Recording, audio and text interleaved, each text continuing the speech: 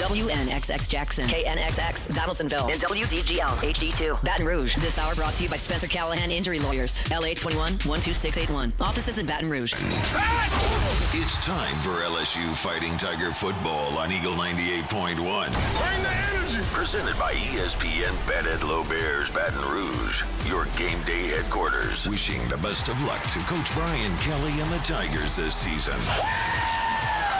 Kickoff is just moments away, and the LSU Tigers can be heard all season long on the flagship home of the Tigers, Eagle 98.1, the Rock Station.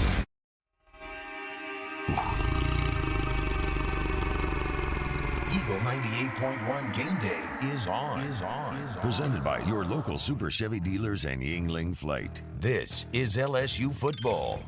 They'll bunch four receivers to the right, one lone receiver to the left, looking for Trey-Dez. There's the throw, there's the catch. Touchdown, Fighting Tigers. Nussmeier, quick step, fires across the middle. Catch going to be made. Off to the races, Kyle Parker. Katie bar the door. Touchdown, Fighting Tigers. LSU football on Eagle 98.1, the flagship home of the Tigers. Today, from First Bank Stadium in Nashville, it's the LSU Tigers and the Vanderbilt Commodores. Now, here's Charles Hannegriff and Matt Musso. Studio in downtown Baton Rouge. Good morning and welcome to Eagle 98.1 Game Day. I'm Charles Hannegriff along with Matt Musso and our entire staff here at the flagship as we walk you up to the kickoff of this morning's game between the LSU Tigers and the Vanderbilt Commodores. The Tigers enter with a record of 5-1, 2-1 in the Southeastern Conference, and ranked 10th in the nation by both the AP and the coaches. Last week, LSU beat South Carolina 20-10 in Tiger Stadium in what has become a somewhat familiar type of score this season. LSU took two big things out of last week's game. First, the Tigers found a running attack that has been absent for much of the season. LSU ran for 168 yards, but most importantly, they kept trying the run, even when it didn't always produce superior results. Roughly half of the Tiger runs resulted in gains of 3 yards or less, but they didn't abandon the attack. And that gave LSU some balance offensively, and had they executed in the red zone at a higher clip, it would have resulted in more points.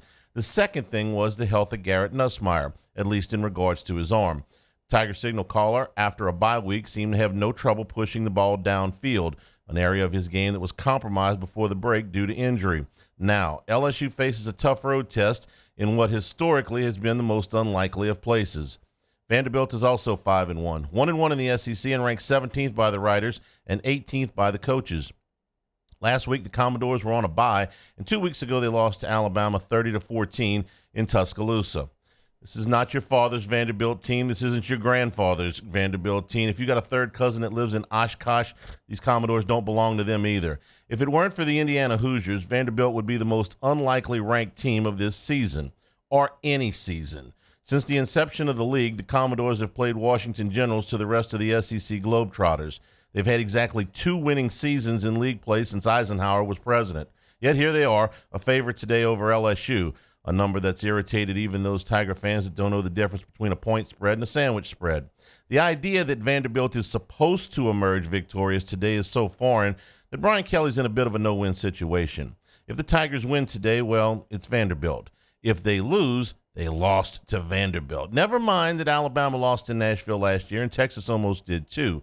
And forget about the fact that the Commodores had better rush offense and rush defense numbers in both the Tide and Georgia, the 2 perennial SEC heavyweights, which demonstrates that Vanderbilt is not just a product of Diego Pavia, but improved line play as well. No, losing to Vanderbilt would be a bad thing, a very, very bad thing. And Musso, with LSU sort of hanging around the fringe of the playoff at the moment and with a difficult schedule ahead, I think the pressure's on the road team today. It is. And you know what, Haney, I'm so glad you led into it with that because, you know, it was back in the summer. I was filling in for Matt on AFR, and ESPN had put out this thing about the swing game for each team, which is silly because before the season, you don't know what the swing game is going to be.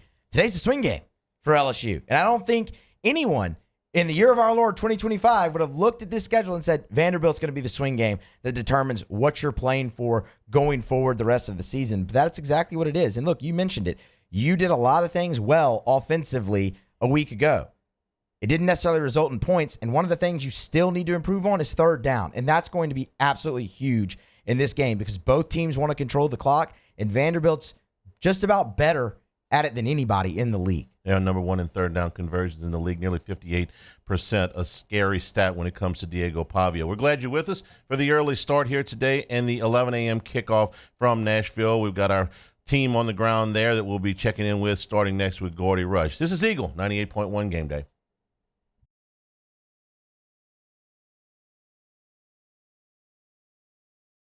Process that puts you first. We want you to experience an easy purchase with clear pricing and great service. Let Bayou Ford and Bayou Chrysler Dodge Jeep Ram be your trusted partners in finding your perfect vehicle. The crew at Bayou Automotive is going to do right by you. At Ochsner, we know healing is a team sport.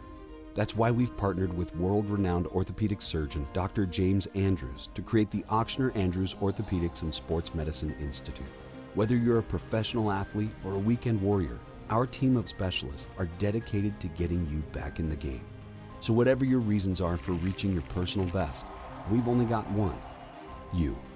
Ochsner Andrews Institute. Long live you. Raising Cane's is our victory meal. Football fans are some of the most dedicated fans in sports. It's a fundamental quality we share, and that fuels every single order of our hand-battered chicken fingers. Wherever there's football, there's Raising Cane's. One love. Let's go. After a decade of working in private duty nursing, I know how hard it can be to find compassionate care for the ones that you love the most. So I started Decision Critical, a premier concierge nursing agency, so we can take care of you wherever you are. Our highly skilled nurses provide exceptional care from the comfort of your own home with personalized packages for short-term, long-term, or even around-the-clock care. Visit us at decisioncriticalbr.com and give us a call today to get started. When it comes to choosing energy for your family and your home, make the smart choice with natural gas. You can count on efficient and affordable natural gas to keep you comfortable and reduce your environmental impact to help protect our planet. Together, we're fueling our energy future. Atmos Energy.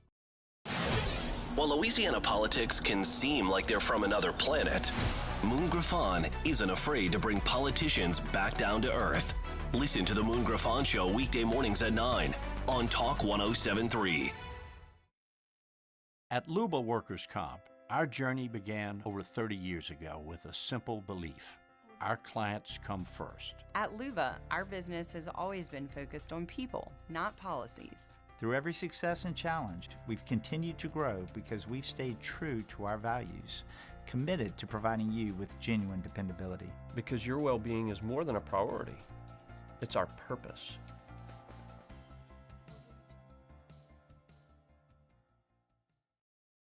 Family owned and community driven. Service Chevrolet Cadillac, a legacy you can trust since 1972.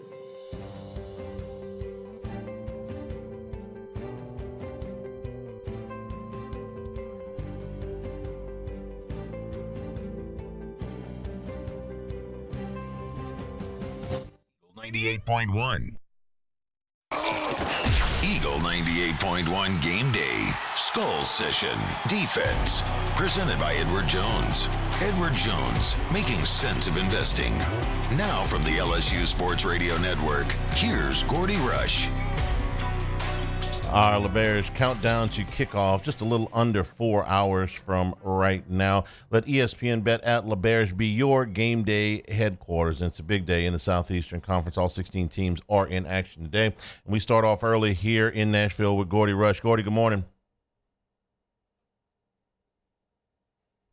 Gordy, can you hear me? Yeah, I can hear you. Okay, go ahead. Yeah, okay. All right, so let's start off with the Whit Weeks injury, which is likely to keep him out of today's game with the ankle. Gordy, in the Florida game, Weeks was ejected just 3 plays in, so they essentially played that whole game without him. How will it look today, likely without Weeks, something that they had to deal with before? It'll be, I imagine, be keys. And, you know, the concern there is just eye discipline. I mean, obviously, Weeks is a tremendous playmaker, but with this offense that Tim Beck runs, he was with Jerry Kill and Pavia and Stowers, the tight end. They all came from New Mexico State. There's a lot of continuity in what they're trying to do. There's a lot of misdirections. There's a lot of shuttle pass. There are a lot of plays where they're going to try and counter flow, I guess, the linebacker. What I mean by that, the linebacker is going to be so instinctive, and our guys go to first movement. We're always attacking. The way that Ole Miss was able to get the ball to the tight end, and they're going to try that, make the linebackers over pursue and hit something backside on them. Let's talk about Diego Pavia as a rusher. He's a leading rusher for Vanderbilt. LSU did a very good job on Lenore Sellers a week ago. He's a different type of rushing quarterback than Pavia, but Pavia has been a big part of why Vanderbilt is at the very top of the league in third down conversions, and they've done a good job of keeping those third downs manageable. So how does LSU counteract that today? Well, you got to count for him, right? And you have to spy. And so he does a wonderful job of, he'll stick his nose in between the tackles, and he's not typically the guy that's going to run for 45 yards, but he will get you a gutty 6. He plays really, really hard. And, boy, I tell you, the things that jumped out at me on film with the shuttle passes, really creative shuttle passes, misdirection shuttle passes, and their group of running backs, starting with Alexander, who we played a year ago, much improved. I mean, they have popped some big plays in some key situations, including one long run against Alabama. And I think any time that you're going to have this high-risk, high-reward defense that LSU has, and you're going to be that aggressive, limiting explosive plays is always going to be one of the top 3 things on the checklist for the Tigers. When we talk about running quarterbacks, we tend to talk about contain, and that's always a big deal. But I thought last week LSU got a terrific push in the defensive middle at times, and it really made Sellers uncomfortable. The very first play from scrimmage for South Carolina, Jacoby and Guillory, who I thought had a really good game, blows up the interior, and so LSU is able to recover that fumble. So that resurgence today, Gordy, could go a long way towards limiting Pavia and a lot of these shuttle passes that you're talking about. Yeah. Look, I think, they were disruptive in Sellers, and they chased Sellers, and there'll be some of that against Pavia.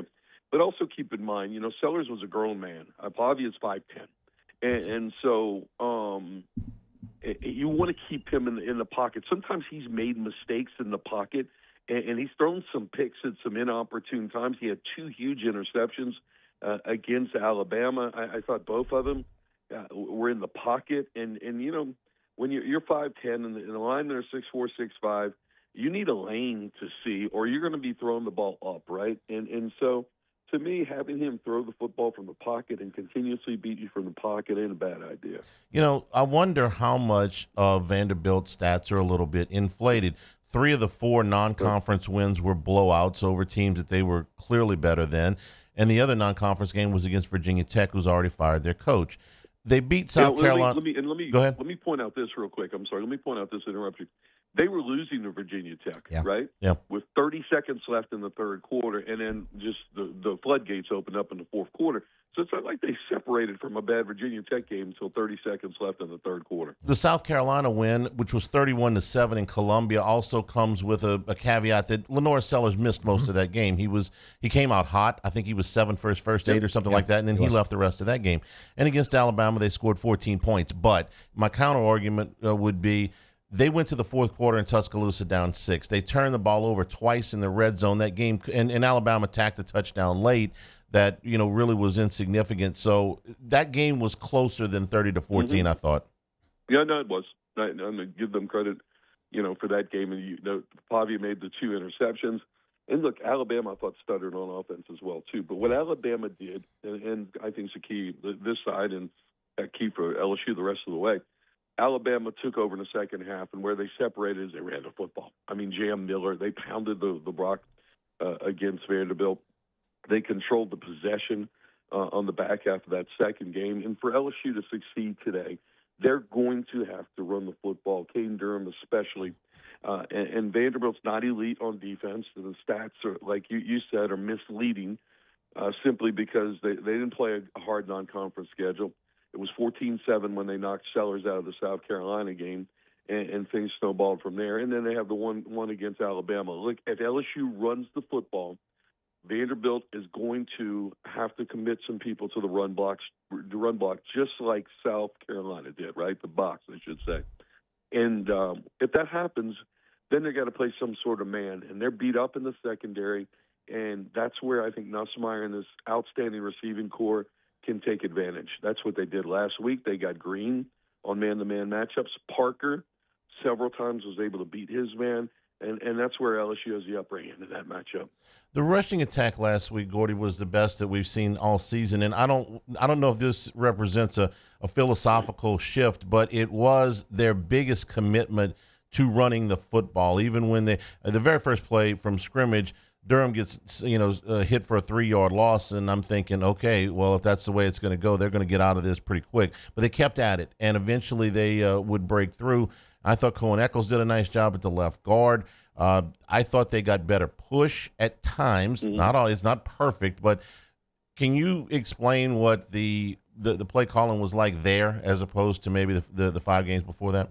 Yeah, look, for me, the big switch was kind of a movement away from RPOs to more run plays, right? And so in an RPO, one of the things that you worry about when you're an offensive lineman is you can't get downfield. They're calling that. They made a point of emphasis in the SEC referee call with the announcers, with our group, that they would be looking for that with all this RPO stuff. But also when you have that RPO and you're not sure if it's going to be a run or pass, you're not firing off the football. So they replaced some of their RPO packages with pure runs. And you could tell they worked on firing off the football. We saw some more 12 personnel, with Sharp and Green in that play, and nobody wanted to talk about Green. I thought he did an admirable job in the block game. But it was more committed to the run, more pure run design plays and RPOs. In regards to Trey'Dez Green, who is a matchup problem, it's almost like that's his middle name. Nobody can say Trey'Dez Green without saying matchup problem. But, Gordy, when he went out of the Louisiana Tech game, I said on the postgame, I said, losing Braylon Moore was a necessity. Trey'Dez Green represents a luxury. That was 5 games ago. I don't think Green's a luxury anymore. I think he's your best matchup in the receiving core that they've got, whether, as my friend Richard Dixon says, he's not really a tight end, but whatever you want to call him, he's a problem, and we saw him break out last week. So what's the next step for Trey'Dez Green?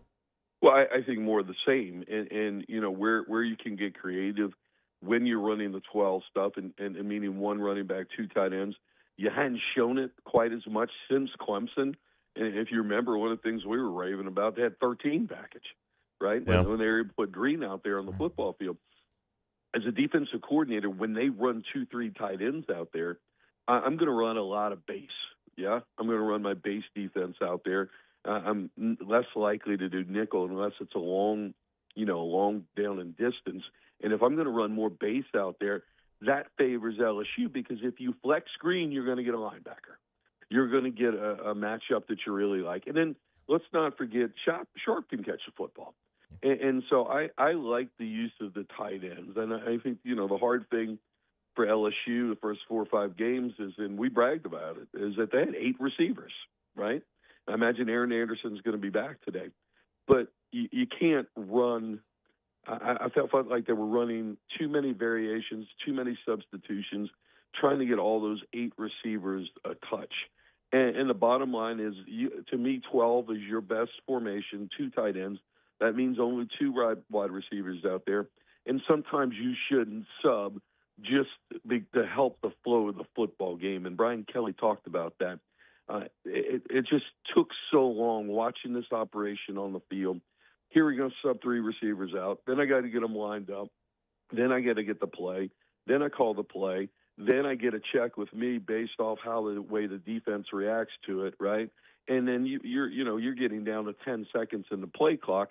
And I thought it was impossible for Garrett Nussmeier to get into a rhythm. So add that to everything else that he's dealing with.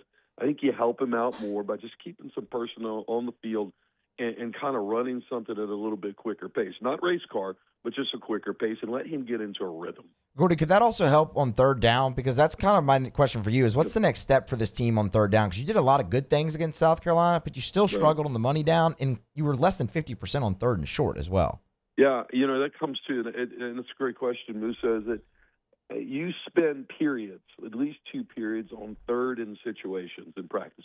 Here's 3rd and 4, here's 3rd and 7, and they're going to run their best 4 plays in both of those periods and then run it again later in the day. What's the best plays that you're going to execute, right? And run it over and over again. There was an example on one series that LSU didn't keep the football, that Trudez Green just ran a little curl route, and it's something that you do over and over again. And he did not sit down in the zone coverage against South Carolina. He slid he slid, or just kind of shifted, and Garrett threw it to the spot, and it was an incompletion. What I'm telling you guys is, what for have you run over and over and over, and these are your money plays? And that's what they did so well with Mason Taylor, right? I mean, he was so dependable. You could find him on third down, and that's what they did so well last year in that passing game. Even though they didn't run it that much, they were so efficient on third down, and they've got to find that today. Gordy, last thing. Before the season started, you and I giving talks together. This was the game that you were worried about. You said, 11 o'clock start. It's up in Nashville. It's going to be kind of sleepy. I'm worried about that game. Well, the last time LSU went up there, the stadium ran out of beer. The Broadway bars ran out of vodka, and LSU blew them out. But we still get the 11 o'clock start, but I don't feel sleepy today. I feel like everybody's going to be on their toes because LSU is an underdog today, which has just kind of blown a lot of people's mind. No, I think it's the best thing. It's got everybody's attention. Look, I think what's different, I think it's probably a 50-50 crowd. I mean, there's a ton of LSU people here. I mean, it feels like a neutral site game sort of crowd when we were down on Broadway with Matt Moscona's show yesterday. And it's going to being a full stadium is huge, because what worried me about this place, and the times that I've been up here, and I played here in 1990, it was half full. It's going to be sold out. The stadium is really nice. They've finished the majority of it. They've closed in both end zones. It'll remind you a little bit of Tulane, the way that they did a lot of club, seating, and it's really, really well done. And so before, it didn't feel like a stadium. It felt like a high school stadium with big 20-foot walls, and it was just awkward.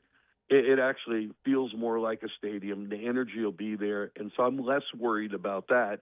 Also, when we talked about it, everybody felt like South Carolina, of this three-game stretch, that Vandy was probably going to be the weakest team. Everybody knew Pavia was coming back. Expected South Carolina to be better, and this would be a little bit of a trap game. Certainly not a trap game. I mean, Vanderbilt is a legit top 25 football team. Gordy, have a good call and a safe trip back, and we'll talk to you next week when the Tigers play A&M. Okay, thank you, Charlie. And we will take a break coming up, OTB on game day. Plus, we'll be going back to Nashville with our team up there. Matt Moscona is with us later on in this show. Shay Dixon talks recruiting. All coming up here, Eagle 98.1 Game Day. My father, J.B. Falgu, had a vision of growth for First American Bank and the communities we serve. The bank's foundation was built on his legacy of compassion, loyalty, and dedication. Through his years of leadership, First American has prospered to heights even J.B. could not have imagined. I know my father would be extremely proud of the customer service and financial stability that First American provides to Southeast Louisiana. We continue to thrive because of the legacy of J.B. Falgu. BRAC teamed up to reimagine your parks, and you imagined big. With your help, we went to work, creating 12 beautiful community parks across the parish. A family-sized water park, miles and miles of trails, and parks just for your dogs. There are more places to splash, to explore, to run wild, and even soar. You imagined, we delivered. Gold. BRAC, your #1 park system in the nation. These ice cubes could have been a thankless bed for an all-you-can-eat salad bar. But instead, they cradle and cool the crisp, refreshing Dos Equis. Nicely done, ice cubes. Need security services you can count on? With Veteran Security Services, you're always protected. Locally owned and proudly serving the Gulf Coast, they're not some big national firm chasing profits. They're neighbors protecting neighbors. From petrochemical plants and healthcare facilities to port and maritime operations, Veteran Security delivers reliable protection you can trust. Choose community. Choose confidence. Choose Veteran Security Services. Visit veteransecurityfirm.com. Men, age is just a number. Don't let it dictate how you feel. Goodwood Men's Sexual Wellness has anti-aging services that can help you look and feel your best. Visit yourgoodwood.com. 98.1.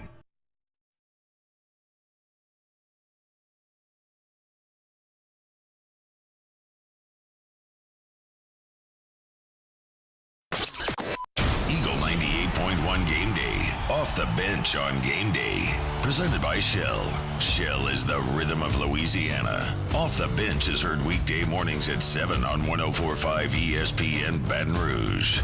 Now from OTB, here's Jacob Hester and Matt Flynn.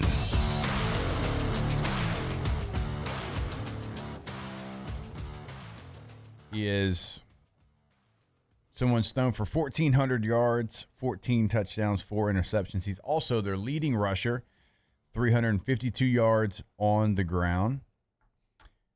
I can't wait to see how that plays out. Blake Baker, all the weapons that he has on defense versus Diego Pavia in that offense. That kind of lives off schedule. I'm not like, look, they got a game plan, but they quickly can get off schedule. And within the play, they'll get off schedule. Right. Play calls for this. Diego does that. It's like, no, yes. What we've seen so far throughout the season with LSU's defense is, one, they're elite, one, they're creative, one, they're aggressive. But there's nothing that we've seen that would make us believe Diego Pavia is going to have any more success than Lenore Sellers did or Cade Klubnik. Like, there's nothing that we've seen that says that there's an advantage Vanderbilt offense. It's just not. It's not going to happen for a full 4 quarters. Now, are there plays to be made versus LSU's defense? Yeah, there's plays to be made. There's plays, and I'll break down yesterday. There's plays when I'm watching film, I'm like, well, if South Carolina did this and called this protection adjustment and did, but nobody's been able to do that yet. Like LSU, Blake Baker, they know what they're doing when they're being aggressive. They're leaving vacancies, an opportunity for the offense to make plays, but that's what being aggressive is. That's what it's all about. That's what bringing pressure, that's what being creative is, and disguising is. Like, you do leave some voids and opportunity for the offense to make plays, but they got to do it. They have to decipher it. They got to recognize it quickly. They got to make the adjustments, and then they got to make the play. And nobody's really been able to do that. Now, of course, we've given up some big plays, but I don't believe, except for one long touchdown against Florida that got called back, and like, just thinking back on it right this second, like, I can't remember one big play a team has had that came because there was like an aggressive defensive call. Now, I know South Carolina had like the long touchdown run, but it wasn't because it was like they took advantage. That's like the one real explosive play. I think LSU's longest before them, because that one did get called back, was 30 yards. Right. Was the most explosive play against them before that South Carolina run. Right. Which is incredible that deep into the season. Mm-hmm. And I did breaking down one of the plays yesterday of South Carolina on offense.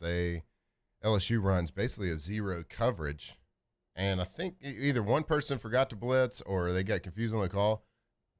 Well, only I think 5 guys blitzed and 2 guys hung back to spy the quarterback. That's not a great recipe for success if they just recognize that and just sit back there in the pocket. If you bring zero blitz, which is man-to-man coverage with nobody helping deep, it doesn't hold up for very long. That's why you got to blitz, and that's why But if you bring everybody, then you usually have one more blitzer than they have people to protect. And so you usually get home. But LSU decided to not blitz, and they spied the quarterback with that. Yeah. I don't think that's real sound. So if they did that again, I would assume Vanderbilt's like, all right, well, let's just block up their zero look because they're going to spy you, Diego. Right. And it gives them time to hit something deep. But to my point, nobody's been able to do that yet. So until somebody does that, then it's just really good play calling and play design because you're being aggressive. You understand the weaknesses as a defense and a defensive coordinator, and you got to make them prove that you can stop it. So nothing that I've seen this year makes me believe Diego Pavia is going to have sustained success against the LSU Tigers. Now, on the other side of the ball, that's a whole opposite question. Vanderbilt right now offensively is second in the SEC in points per game. They score 43.2 points per game. Yeah. LSU scores 25.8. Running the football, Vanderbilt is 4th in the SEC. They run it for 208.7 yards per game. You, by the way, are now dead last in the SEC in rushing. South Carolina, because of the big run. Got to take that away. Can't take that away from them. No, it happened.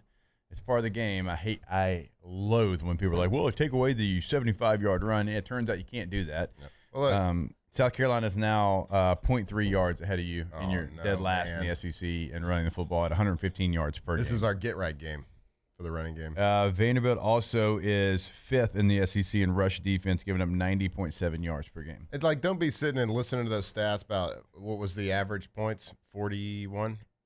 For Vanderbilt? Yeah, for Vanderbilt. No, it was 43.2. 43.2 points they're averaging. But look, they have up to this point, a very weak strength of schedule. They played Charleston Southern. I hear they're salty this year.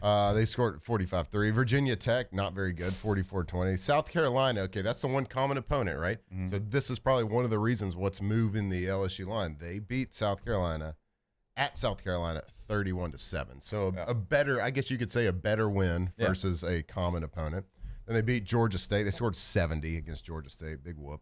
Utah State 55-35. And then, of course, Alabama, they only put up 14. So we'll see. I think that kind of scale, that's why sometimes stats are for losers a little bit.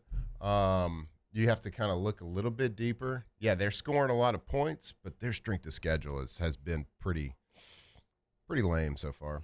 Overall, they're 12th in pass defense. They give up over 222 yards per game. I mentioned the rush defense, 90.7 yards per game. 10th in points given up. You think Georgia State kind of popped off on them? Passing game? Georgia State beat them last year, by the way. So that they had something to prove in that one. Okay. That's why they put up 70. Charleston Southern, they kind of threw it around? Salty. Buccaneers, feels right. Buccaneers, anybody want to fact check that?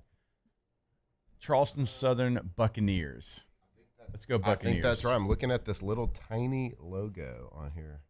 Well, no big deal. No bigs. You're probably right about South Carolina common score. Maybe that does factor into I'm sure it plays a big Vegas and them going there. Vanderbilt does stop the run really well.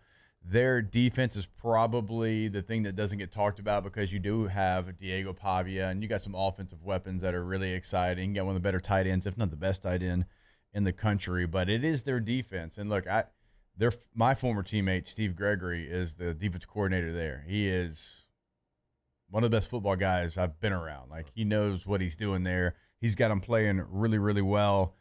Certainly as far as what they can do against the rush. So I don't know, Vanderbilt. We ran 5 counters last week.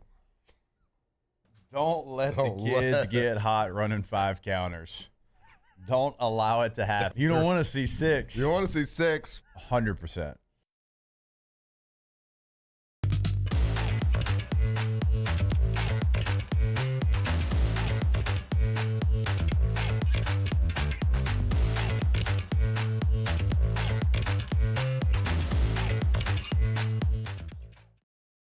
When it comes to pipe fabrication, time is money. And at River Parish Contractors, we make every second count. Our 36,000 square foot shop is ready to take on your projects right now. With experienced welders, precise fittings, and fast turnarounds you can trust. Whether it's a single custom spool or a full-scale run, we have the capacity and the skill to keep your job on schedule.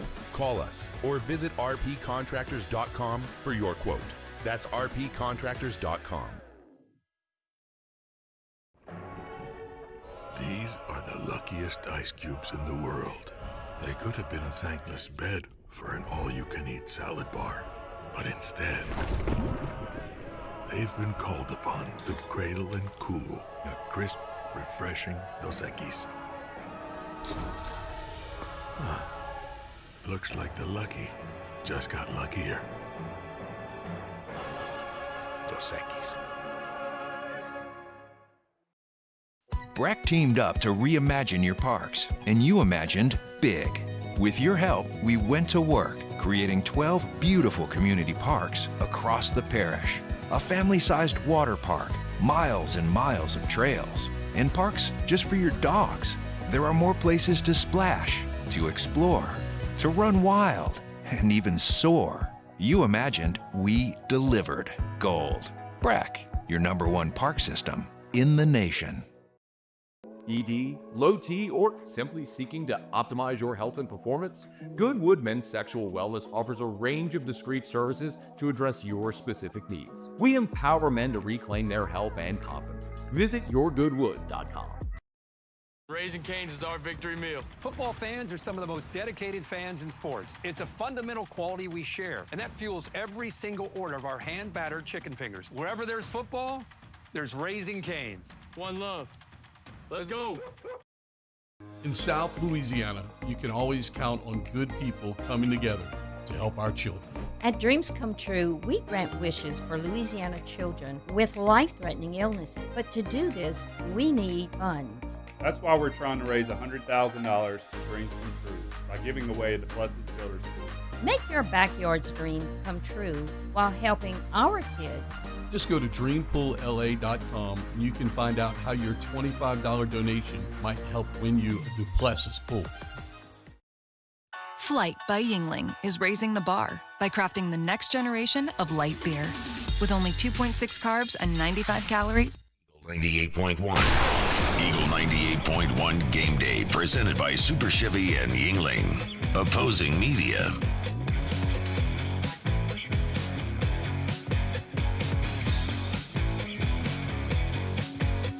Tigers and Commodores from Music City a little after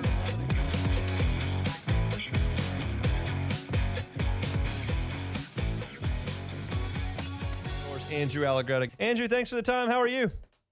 I'm doing well. How are you? Doing quite well. We spoke back in August, and I asked if it was important for Vanderbilt to get off to a good start, and you kind of said, "Well, I don't really know. I don't know." Well, they did. So they've gotten off to a 5-1 start. How are the vibes in Nashville at this point? Yeah, very illuminating interview. I don't know. Maybe they get off to a good start. Maybe they don't. Who knows? It's obviously positive. Yeah. We're kind of setting a lot of records or hitting a bunch of benchmarks that date back to, like World War II, like one of them this week, the fact that LSU and Vanderbilt are both ranked for the first time since 1947. We scored 70 points in a game for the first time since 1918. So we're doing a lot of that stuff. But I will caution that I don't know that anybody is too far down the road with enthusiasm, because I think they recognize it's a unique team here at Vanderbilt, and there's still 6 games to go, obviously with a very challenging one on Saturday. No question. Challenge win for LSU as well. I want to talk about the start that Vanderbilt did get off to, specifically the Alabama games. I think that's the most interesting. What did you see in that game, big picture, from Vanderbilt in Tuscaloosa? I saw a team that probably beat itself. And I think they would concede to as much. They certainly didn't play a Vanderbilt brand of football. I mean, Alabama is going to force you, and great football teams are going to force you into playing a style of football that is not your own. And obviously, Alabama made some tremendous plays in that game to get Vanderbilt out of its own space. We've talked a bunch this week with the coaches and whoever else about the fact that Vanderbilt didn't sustain drives in that game. Vanderbilt had no 5-minute drives in that football game. They were 3 and out once. They were 4 and out twice. Their average number of plays per drive was 6. That's not what Vanderbilt does. When Vanderbilt is at its best, it's going to have 8 to 10 play drives. It's going to dominate the time of possession. It's going to finish with touchdowns in the red zone. They turned it over twice in the red zone versus Alabama. This is me speaking, not anybody else, but I left Tuscaloosa being, a little bit bummed out that the Tide didn't beat us better, if that makes sense. Like, it's okay if they punch you in the teeth and you gave it your best punch back, but I think Vanderbilt left that game, number one, recognizing how talented Alabama is, but also thinking, man, if we had just kind of dusted up our thing, whether we win or lose, who knows? But you could have walked out of the stadium not kind of wishing you didn't turn it over twice in the red zone and things like that. Vanderbilt leads the country in yards per carry. How do they do that? Well, with a really good offensive line. I can't remember if we talked about this back in August or not, but one of the things that they did, and I've talked about this with I talked about it with Chris Blair earlier this week. Like, no matter how big your resources are or small, at some point they're finite, and you have to decide where you're going to dedicate your resources.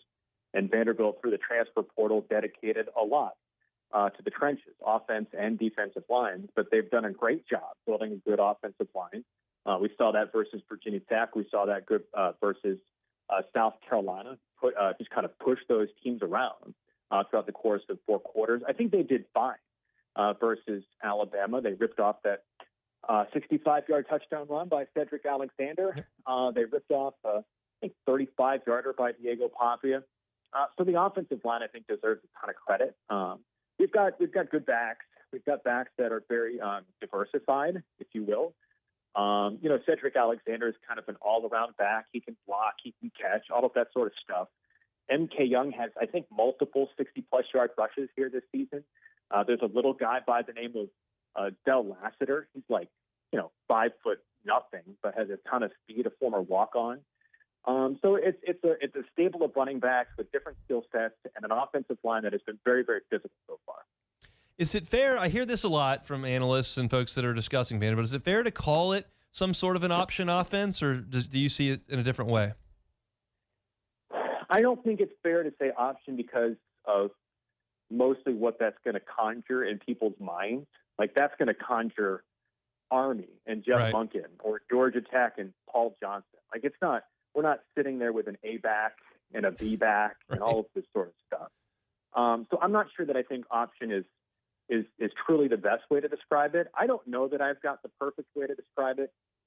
It's an offense that has kind of mixed and matched a lot of things together. Chris Klonakis is our offensive line coach. He used to be the offensive coordinator back at Nevada years ago. So there's a lot of pistol in there. There is option looks, obviously, clearly. But it's not. We're going to roll out. It's not that form of option. I just think it's an offense that is very motion heavy, that has option elements, and is looking to get the defense, out of position with the way that they're going to attack them. So, someone smarter than me can probably put a good term on it. I've even asked him back, like the offensive coordinator, like, what do you call this? And like, he even hedges. It's just like, it's our offense. It's just what we do. It's kind of conjured together from years of Tim Beck working with Jerry Kill or Chris Klonakis working with Colin Kaepernick, and it's their own thing. It's been very, very effective thus far. Andrew Allegretta is our guest. He's the voice of the Vanderbilt Commodores. Tigers indoors on Saturday morning for the start into the early afternoon. Let's talk about the defense now. It's Clark Lee's side of the football. What's the strength of this Vanderbilt defense? It's going to be the front seven in some form. I think the strength of the defense, and quite frankly, it's kind of Vanderbilt in general, is their ability to execute.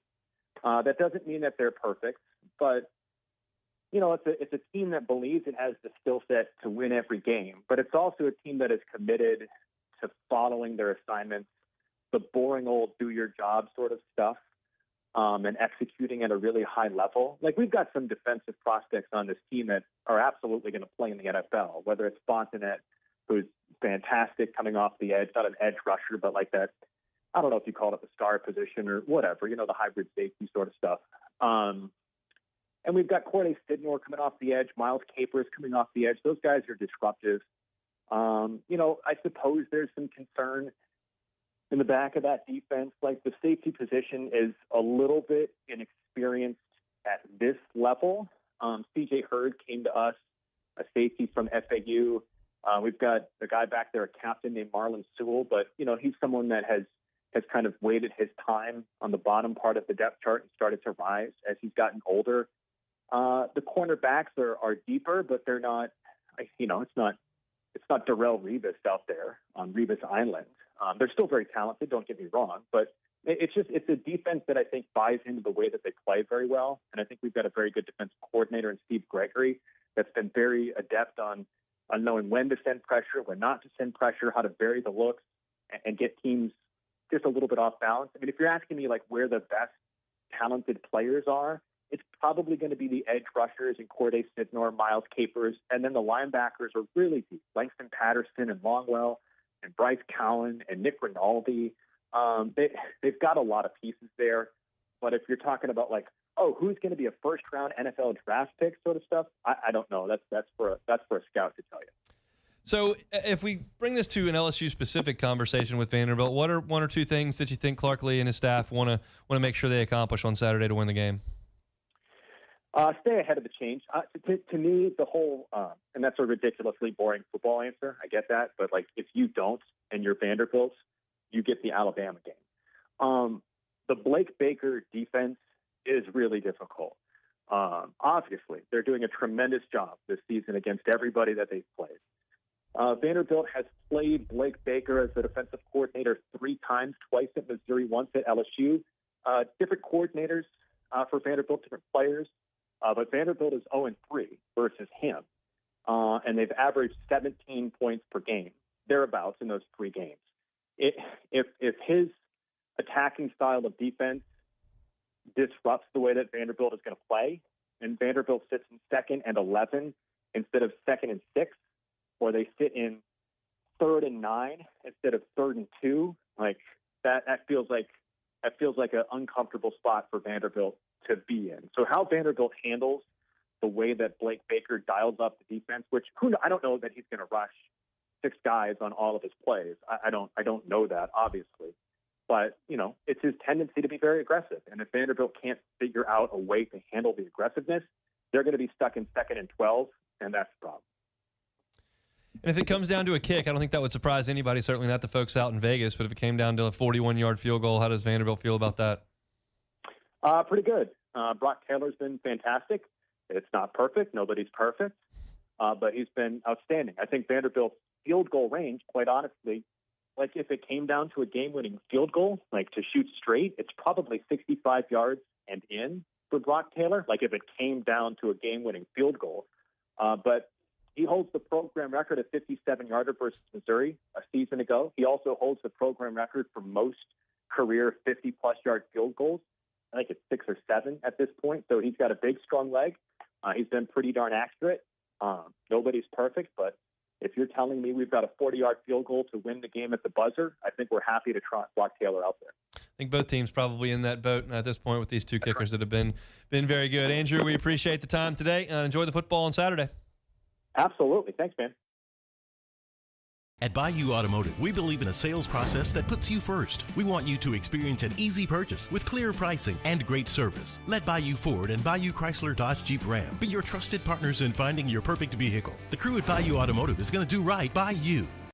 Baton Rouge's home for real rock. It's Eagle 98.1. Foo Fighters. Led Zeppelin. AC/DC. Pearl Jam. And the flagship home for LSU sports. Take us anywhere with the Eagle 98.1 app. Eagle 98.1 is the rock station. Today, we are shaping tomorrow. We are researching how extreme stress impacts the immune system, from trauma victims to athletes and even astronauts. Our work is leading the way in sepsis treatment, saving countless lives. We're unlocking the mind with music in exciting new ways. Our Lady of the Lake Health and LSU are improving the health of our state. That's the impact of champions. Imagine the impact we'll have on the future. Together, we roar. Hi, this is Beth Serena. Welcome to my pool.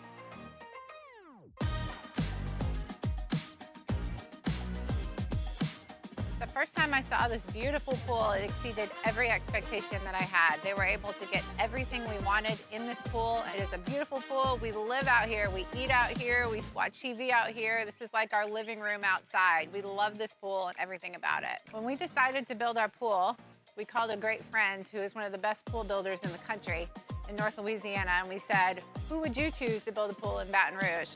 And without a hesitation, he told us Russell Pools. He said their history, tradition of great builds, great pools was unmatched. So, of course, who did we call? Eagle 98.1. Eagle 98.1 Game Day. Recruiting with Shay Dixon from On3 Sports. Presented by WCK Foundation Repair. WCK Foundation Repair. Support your home team.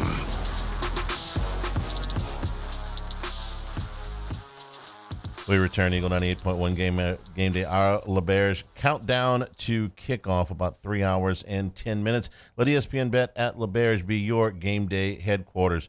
On the Hooters Hotline now, we bring in Shay Dixon from On3. Shay, good morning. Good morning, Charlie. How are you? How did you miss this trip? Gordy was asking who wanted to go. I figured for sure you'd be on this trip. I know that my better half and Gordy were out last night, so I'm sure that they kind of kept the whole ESPN LSU crew held it down. I heard the band was really good. They were good. loud for sure. All right, Shay, we're halfway through the season, so kind of if for people that don't follow recruiting religiously, where LSU is, give me a status, a team ranking, where they are, number of commits, and where they stand at the halfway point. Yeah, they've got 16 commits right now, Charlie, and we talked about this before, but I mean, we're only a couple months now out from December's early signing period, which is now the de facto signing day. February signing day is obviously not what it used to be. They'll sign the majority of their high school guys in this window, and 16 is sort of, you get some kind of a head turn whenever you mention that number, because it's far lower than maybe what you'd be used to. I think people are kind of very ingrained. I am certainly still into the old way of, okay, you take 25 to 30 high school guys, and Brian Kelly's talked about it, Charlie, what that balance between how many portal guys they'll take and how many high school signees they'll take, and then retention of the current roster, and then how it all balances out to the team you'll have. And I think moving forward, we'll have to adjust it a bit. I don't think it'll be this extreme every time, but I do think that they'd like to get to around 20 commits. But it's on average, I would say, Charlie, 20 to 25 would probably be that range of high school guys they end up signing. And I'd be a bit surprised, even with Brian Kelly saying, hey, we'd like to take 5 to 10 portal guys a cycle, if they aren't hitting double-digit portal transfers every December now, with it only being one window. There's no longer a spring window there. So have to sort of get everything right in that 1 month when you're holding on to your players and you're signing high school guys, and then you're bringing guys in from the portal, because now that December to January stretch really determines how your team looks for the next year. So we'll see if they don't get close to 20. I guess adding 4 more guys between now and signing day would take a lot of flips, but we'll see how it unfolds. I think they can get close to it, but I do think with 16 commits right now, number 10 class, but I will add blue chip ratio, number 2 in the country. So pound for pound, right behind Oregon for the best recruiting class in college football right now. And they've locked down Louisiana very well, minus one guy from here in Baton Rouge who remains committed to the number 1 team in the country, in Ohio State, with Blaine Bradford at Catholic High. But when we talk about flips, that's a guy high on the list that they hope they can pull it off with. Shay, we might have one of the most active coaching turnover years. Last year was very quiet where the Power Four was concerned. This year, you've already got, just in the conference, you've already got Arkansas. Florida will probably come open tomorrow. You could have openings at Kentucky and Alabama. You have an opening at Penn State. You have an opening at Oklahoma State. I could go on for a while, and that's before we get to any surprises plus the domino effect. What kind of effect is this having on nationwide recruiting right now, this potential wave of coaching changes? I think the biggest thing, Charlie, we'll keep an eye on is, obviously, always you have that reaction, hey, can we raid their class? And again, it's exactly sort of parallel to the mind shift you'll have when you see 16 commits a couple of months from signing day, and you say, hey, don't panic, don't worry about it, Charlie, all is good right now. It's that, hey, don't worry about the commits, Charlie, that they have, worry about their roster. And look, like LSU and Penn State don't cross paths a lot on the recruiting trail, so not much buzz is made there. But as you noted, it's being reported, sort of been out there now, the feeling that no matter what happens with Florida versus Mississippi State, that Billy Napier going into that bye week, that job is likely to reopen. And regardless if it was now or in a month. If the Florida job's open, yes, LSU and Florida recruit a lot of the same players in this current cycle, but that's definitely the case for the past few cycles. So even right now, a starter for LSU's team, Jack Piper, who's a pretty important piece to today's game, was on Florida's team a year ago. So I think that what I'm watching with all these jobs is, gosh, who hits the portal from all these different teams? Who hits the portal from the teams of the coaches that they go and hire? It's going to be much more exciting in that department than it was a year ago. And a year ago, LSU signed one of the best recruiting transfer portal classes in the country. So high school recruiting-wise, we'll see if it leads to much. I think that portal-wise, I'd be floored just by the numbers if they don't end up with a guy who was on a roster elsewhere where the head coach got let go.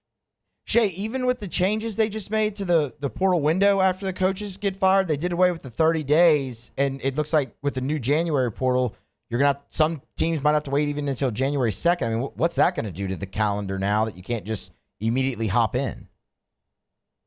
Yeah, I think that's going to be the thing everyone's watching because it used to be the head coach leaves or got fired, and then a 30-day period opened immediately, and it sort of the floodgates came open on your program. And it was like, okay, who's even on the team this week? And you avoid that, but at the same time, now you've got yourself in a spot where you get into December and into January, and everybody is sort of jumping on the players at the exact same time. And I think it's a little bit like anything else, too. You'll get a head start behind the scenes. All these players in the NIL era and rev share era now, the majority of them have agents or representation, and you can feel things out with if guys are hitting the portal, if they're going to stay, and in terms of who they're going to hire. We'll see if kind of who makes the first move here with it. But you imagine a lot of these teams are hiring sitting head coaches, so it makes it a little bit tougher. But does it leak out, hey, we're going to get this guy, and then a player on the team may feel, hey, I'm staying, or hey, look, I feel like I can go. So, Moose, I think that is a good point. There's a lot of that's a new added wrinkle to this, which again, like I said, you have to get everything right in this December to January period because there is no more spring portal period. There is really not a February signing day for high school recruiting that is notable to this point. And you say, hey, look how notable was the spring portal window. Well, AJ Halsey, one of their best DBs, came from the spring portal. So did Bernard Gooden. They're one of their best D linemen who obviously may not get played today, but so far this season has been really, really excellent from South Florida. And both those were positions that you kind of entered spring ball knowing you needed, left spring ball feeling like you needed even more, and they went out and got it done. So you can't do that anymore. But again, goes back to it. December, whatever it is, kind of that December 12th, 13th, whenever that early signing period is, all the way through to that mid-January mark when players leave for the NFL. That 6 weeks or whatever it might be is going to be where every team out there has to create, hey, look, here's who we were this year, and this is exactly what the roster will look like next year. Shay, last thing, I'm going to ask you about LSU's opponent today, Vanderbilt. They are at the peak of, any football team that they've had in their history. This 2-year run is possibly even going to be north of what James Franklin did a little over a decade ago there. Have they seen gains in recruiting? Do you think they're a bigger player now? Or is this just they caught lightning in a bottle with a guy named Diego Pavia who has sort of picked the whole program up and put it on his back? Or is this something that they can sustain? I think with Clark Lee, obviously, it's something you can sustain a bit. And like we've known Barton Simmons forever. He's been the GM of that team with Clark Lee, someone he grew up with in Nashville. And he obviously knows how recruiting works. Not as good as anyone, considered he's been at the forefront of it on the high school recruiting side. And they've done really well. Like, I've paid attention, Charlie, to kind of how they've recruited. And obviously, they've got some limitations with academics and everything like that. And then still limitations of kids saying it's Vanderbilt, right? Like, I've got all these SEC offers, but yes, I do think that they can maintain this because of the portal. That's why they caught this lightning in the bottle. And they've got a number of other guys who came from the portal who are older, kind of veterans. And as Brian Kelly said this week, they've got a lot of 5th and 6th years and some 7th, some 8th, some 9th, some 10th year guys on this team. So I think the veteran leadership is something they can kind of keep clinging to, certainly as long as they can ride Pavia. And I'm kind of curious to see where it goes from there. But I'll wrap up with this thought, too. I was talking to someone this week about it. It may not be this year, but if Marcus Freeman ever leaves South Bend, is your first call to Clark Lee? Yeah. Certainly Makes probably sense. be one of them. Shay, we always appreciate it. Check them out on 3, the Bengal Tiger, for all of the post-game coverage. And we'll talk to you next week, which will be a huge weekend on the LSU campus. Just how huge depends on what happens today, but it's going to be huge regardless. So we'll talk to you next week, Shay. Thank you.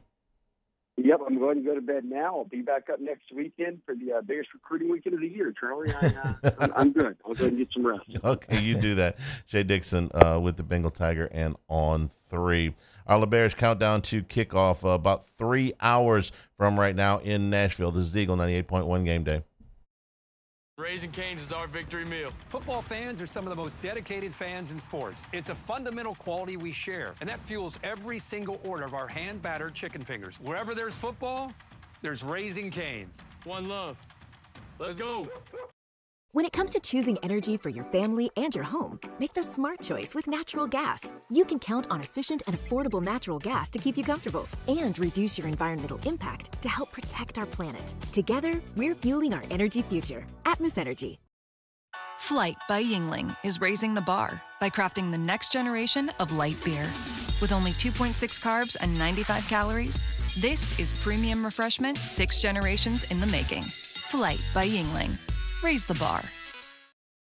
Need security services you can count on? With Veteran Security Services, you're always protected. Locally owned and proudly serving the Gulf Coast, they're not some big national firm chasing profits. They're neighbors protecting neighbors. From petrochemical plants and healthcare facilities to port and maritime operations, Veteran Security delivers reliable protection you can trust. Choose community. Choose confidence. Choose Veteran Security Services. Visit veteransecurityfirm.com. While Louisiana politics can seem like they're from another planet, Moon Griffon isn't afraid to bring politicians back down to earth. Listen to the Moon Griffon Show weekday mornings at 9 on Talk 107.3.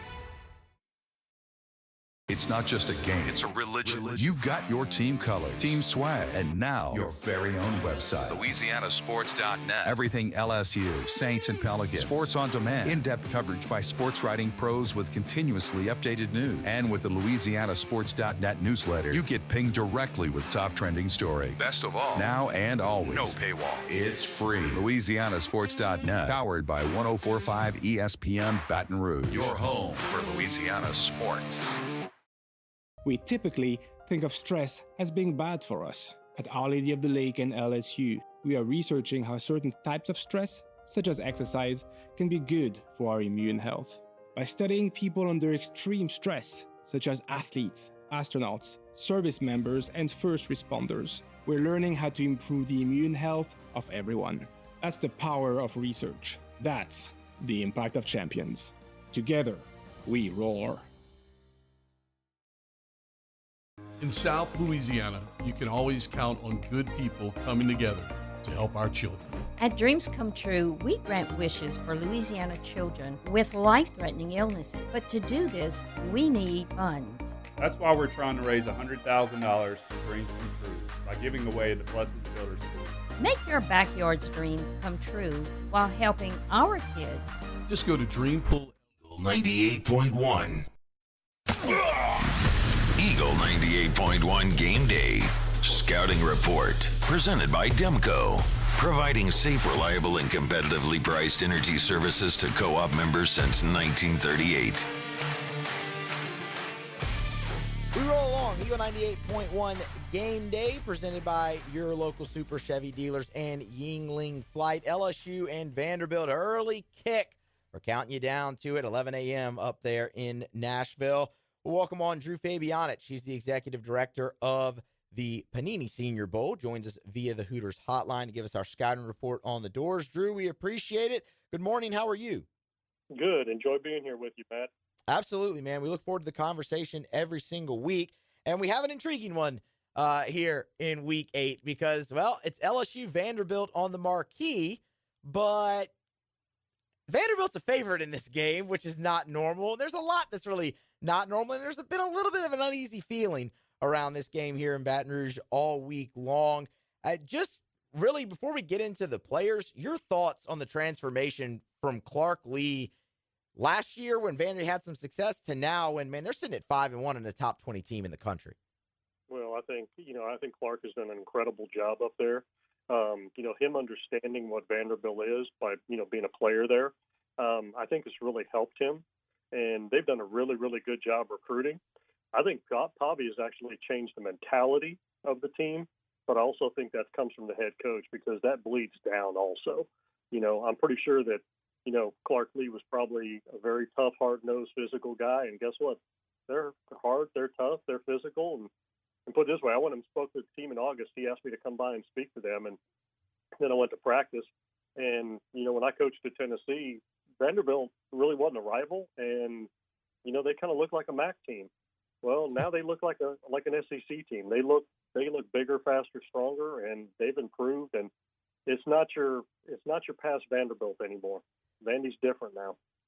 Yeah, that's a phrase we've heard plenty. A lot of people, it's not your daddy's Vanderbilt anymore. Well, LSU's in for a big test, and it's a really big game for LSU. A lot of playoff implications on the line here. Actually, really kind of for both teams. This would be a marquee win for Vanderbilt, and it'd be LSU's best win of the season up to this point as well. Let's talk about some of the players that make Vanderbilt an SEC team nowadays. Diego Pavia, that's where we'll start. He was awesome last year when he burst onto the scene after transferring from New Mexico, and this year is really taking his play to a whole nother level. What differences have you seen in the Vandy signal caller from year one to year two? Well, first of all, I love his mentality. He's a bulldog. He leads that team. He talks the talk and he walks the walk. He puts up. He really does. The difference in him, I think, is his passing accuracy this year. He's improved that a lot. He's a 71% in his completion percentage this year. He's got 14 TD passes. You wouldn't have thought that. And then you turn around and he's got 352 yards rushing too. So, he has become a better dual threat than he was last year. And when they force you to throw the ball, when people are saying, "Hey, let's see if he can beat you," that's where he's actually kind of shined a little bit. His numbers across the board are up everywhere. Passing, rushing, touchdown passes. It's all outpacing a year ago. When you look at a guy like Pavia, stature comes into play. What is maybe the NFL outlook for him? Again, I've talked about this with a lot of the not diminutive but smaller quarterbacks. It's really a philosophy that comes down from the head coach and the offensive coordinator. If they're willing to tailor, offenses to where these guys aren't sitting in the pocket every single time they try to throw the ball, I think there's room for these guys in the league. The Baker Mayfields, the Kyler Murrays, the Russell Wilsons. Guys have proven that, hey, the shorter guys can be successful. Drew Brees. Yeah. And you just have to be able to make sure that they're not sitting behind. They're put it this way, they don't need to be in the pocket 100% of the time. They need to be on the move. They need to be threading the edges. They need to be using their legs, which, threatens defenses because now you have to defend all 11 if the quarterback's a run threat. The weapons around Pavia have also stepped up their game from a season ago to now. One of them right there in the backfield with him, Cedric Alexander. This is a guy who's really kind of, changed his body a little bit, and he has taken up residency in the end zone so far. Yeah, he has. And like you said, he's changed his body type. To where he looks leaner now. I'll bet you he's probably down to about 8% body fat now. He looks good, and he's been good through contact. He's been, good as a runner. But what's surprising, out of those 9 touchdowns that he's had, 4 of them are receiving touchdowns. So, again, he's not a one-trick pony, which, makes him a threat. The big playability stands out as well. His longest rush on the season, 65 yards. This guy is averaging almost 7 yards per carry. When you look to the outside, I want to start with Eli Stowers. This is a guy who could have came out a year ago, Drew, and went to the NFL draft and would have been a pretty high pick. Like, he wouldn't have regretted that decision. He comes back. He's the leading receiver. What is that second year, or I should say the extra year for Stowers, kind of done for his game so far? Well, I mean, again, just that one more year of maturing his body, because he's not a huge man. I mean, he's tall, but he's a little bit thin. He's put on some weight, which is good because he's really a detached Y. He's not an inline tight end. He's going to be, more so, the Tony Gonzalez than he would be, a Gronkowski being an inline guy. He's a real subtle, smooth receiver that has great separation quicks for his size, and he's great with the contested catches because of his length. The timing has gotten even better with those two because they've been together for quite a while now, and he's been really productive. He's got 25 catches for like 352 or something like that. Been really productive, and he's going to be productive throughout the year. Where would you have him in the tight end class in this year's draft? Is he tight end one? Well, I wouldn't say that right off the bat, but he's up for that argument. Now, again, are you asking, is he an inline tight end or is he a detached tight end? Is he the receiving tight end? There's 4 different flavors now of tight ends. You just have to be willing to. Again, that goes back to philosophy, what you want, because again, I'll say it this way: like, is Jake Ferguson with the Cowboys? Is he really an inline blocker? Yeah. No, I mean he's really receiving tight end. That's why they drafted the kid from Michigan, hoping he would be the inline tight end. So there's different. Put it this way: there's 32 different flavors of what how many complete tight ends are out there. That's what I'm asking too. I mean, so again, would he be number one in the receiving tight end? Maybe not. Hadn't got to that point yet because I'm still separating what they are. And Junior Sherrill out wide. I mean, another guy who's taken up a residence in the end zone. Not a towering wide receiver, maybe more of a shifty guy, but Diego Pavia has found him often so far this season. No doubt. And like you said, he's not big. He's just 5'11". He's got great separation quicks and good speed. He's beating people over the top. He's strong across the middle. I mean, he's been solid. He's got 23 catches, already, and 5 of them for touchdowns. So that tells you something. He's also good with the ball in his hand. Talking with Drew Fabianich, the executive director of the Panini Senior Bowl over there in Mobile. He gives us our scouting report every single week on Eagle 98.1 Game Day. You can find him on Twitter at @dfabe_SB. You can also find the Senior Bowl at Senior Bowl. Let's flip sides of the ball, Drew. One thing that really stands out with Vanderbilt this year, pass rush. They're top 20 in the nation in sacks as a defense. Miles Capers has 4.5 of those, and he's a real problem off the edge. He is a real problem. He's got great get off. He can clear his hips at the top of the rush, which not a lot of guys can. He's been a force against backs. He's getting chipped a lot lately. And that's actually helped some of the other guys with their tackles for loss too, because heck, one of their linebackers has got 5 tackles for loss too as a blitzer, Nick Rinaldi. But again, going back to Capers, he's got 9 tackles for losses.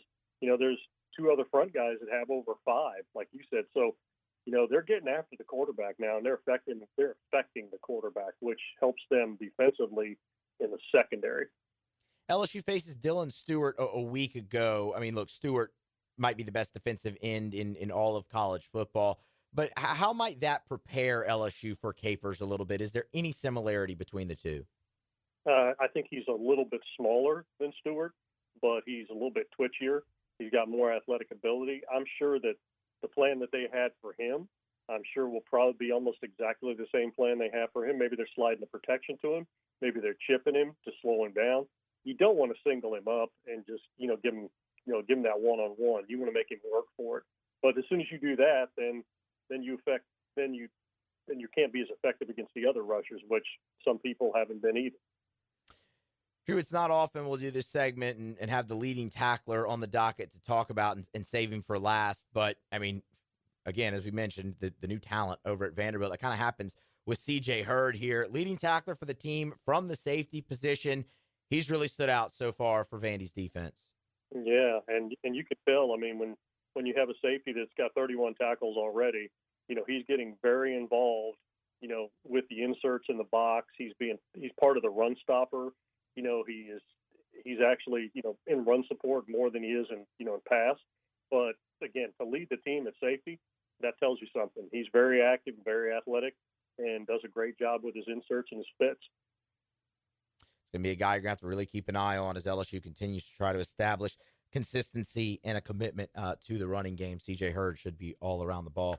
Drew, we appreciate it as always. Looking forward to doing it again next week. Thank you, and enjoy the football today. You too. See, Matt. Thank you, guys. Yes, sir. There he is. Drew Fabianich, the executive director of the Panini Senior Bowl. We're going to grab a break, come back with more on the other side, counting you down. LSU Vanderbilt. This is Eagle 98.1 Game Day.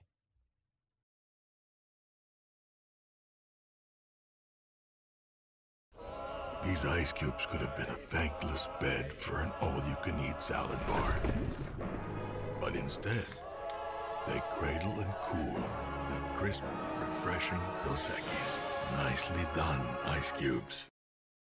When it comes to pipe fabrication, time is money. And at River Parish Contractors, we make every second count. Our 36,000 square foot shop is ready to take on your projects right now. With experienced welders, precise fittings, and fast turnarounds you can trust. Whether it's a single custom spool or a full-scale run, we have the capacity and the skill to keep your job on schedule. Call us or visit rpcontractors.com for your quote. That's rpcontractors.com.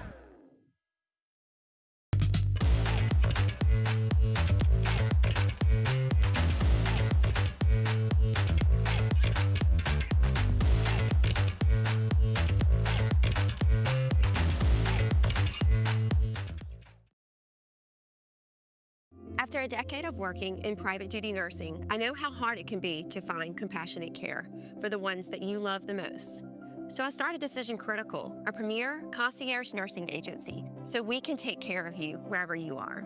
Our highly skilled nurses provide exceptional care from the comfort of your own home with personalized packages for short-term, long-term, or even around-the-clock care. Visit us at decisioncriticalbr.com and give us a call today to get started. Men, age is just a number. Don't let it dictate how you feel. Goodwood Men's Sexual Wellness has anti-aging services that can help you look and feel your best. Visit yourgoodwood.com and discover a renewed sense of vitality. Breck teamed up to reimagine your parks, and you imagined big. With your help, we went to work creating 12 beautiful community parks across the parish. A family-sized water park, miles and miles of trails, and parks just for your dogs. There are more places to splash, to explore, to run wild, and even soar. You imagined, we delivered. Gold. Breck, your #1 park system in the nation. Trust isn't given, it's earned by showing up, leading the way, and performing at your best when it matters most. Our Lady of the Lake sports medicine experts know what it takes to improve performance and build champions at every level. That's why LSU chose Our Lady of the Lake as its championship health partner, trusting Louisiana's best medical team to care for our state's best athletes. From championship athletes to everyday champions, trusted care starts here. I trust the lake. Hi, this is Beth Serena. Welcome to my pool. 98.1. Eagle 98.1 Game Day. The Epic Paving College Football Scoreboard. Epic Paving, Louisiana's preferred paving vendor. All right, we had action last night. The big shocker, the #2 team in the country, Miami falls for the first time. Louisville beats them 24-21. Carson Beck threw 4 interceptions last night. Could have been a fifth. He got bailed out on a ticky-tack, roughing the passer call. Miami falls for the first time this season. Another ranked team lost last night as Minnesota beat #25 Nebraska 24-6. It was Darius Taylor running for 148 yards and a touchdown for the Golden Gophers, who were boat rowing last night in Minneapolis. All right, here's today's schedule. Top 25 teams will go chronologically here today. 11 o'clock kickoff for #12 Georgia Tech, who takes a 6-0 record into Durham to face the Duke Blue Devils, who have won 3 straight. 11:45 on the SEC Network. #14 Oklahoma is at South Carolina. This is already the Gamecocks' 5th SEC game. We'll see if John Mateer can bounce back from a rough game at Red River last week. 2:30 kickoff. #1 Ohio State is at Wisconsin. Hot seat for Luke Fickell there.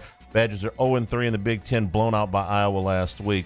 Also 2:30, Michigan State is at #3 Indiana. Kirk Cignetti Another contract extension this week. That's 2 and 9 months. Paid, brother. You go 6-0 at Indiana. $11.5 million for Cignetti. Yeah, he's moving on up and probably not headed to Penn State. Number 4, Texas A&M is at Arkansas. First time this game is being played in Fayetteville since 2013. A&M will be in Baton Rouge next week. Number 5, Ole Miss is at number 9, Georgia. This was the worst loss for Kirby Smart's team last year. This may have been the worst loss for Kirby Smart's team probably in 5 or 6 years. Ole Miss really thumped them in Oxford last year. We'll see how that goes today. Number 7, Texas Tech is at Arizona State. That's a 3 o'clock kickoff on Fox. Question marks surrounding the starting quarterbacks for both of these teams. Number 22, Memphis is at UAB. No more Trent Dilfer at UAB. Memphis is 6-0. Number 8, Oregon tries to rebound from their first loss of the season. They are in Piscataway to play Rutgers today. Scarlet Knights are 0-3 in the Big Ten. It's 5:30 start for Washington State at number 18, Virginia. 6 o'clock kickoff for number 21, Texas at Kentucky. 6:30 kick. Number 11, Tennessee at number 6, Alabama. Should be an interesting game there. 2 very powerful offenses. How will the defenses hold up today? Number 20, USC is at number 13, Notre Dame. Irish pretty much got to have this one. If they get the 3rd loss, there's not a lot of place for them to make up ground the rest of the season. USC's Jaden Maeva, the leader in the nation in yards per attempt. Florida Atlantic's at number 19, South Florida. Number 16, Missouri, their first road game of the season. Checks calendar, October 18th. Yeah, okay. Number 16, Missouri is at Auburn tonight, 6:45 on the SEC Network. 7 o'clock kick for the Holy War. Number 23, Utah is at number 15, BYU. Teams combined for an 11-1 record so far. And number 24, Cincinnati is at Oklahoma State. If you don't like Texas Tech in the Big 12, take a shot with Cincinnati. Bearcats look pretty good. Only loss of the season was the one in Arrowhead against Nebraska. And one more game in the Southeastern Conference. Mississippi State is at Florida in what could be the final game for Billy Napier, and that is your college football scoreboard. Time now to hear from the principals in today's game between the LSU Tigers and the Vanderbilt Commodores.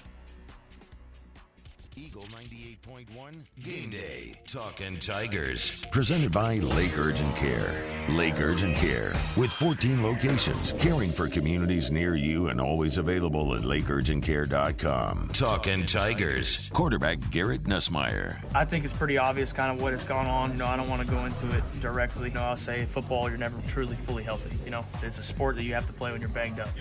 Obviously it's been frustrating, but as I said, it's football. You got to play through bangs and bruises. I have no excuses.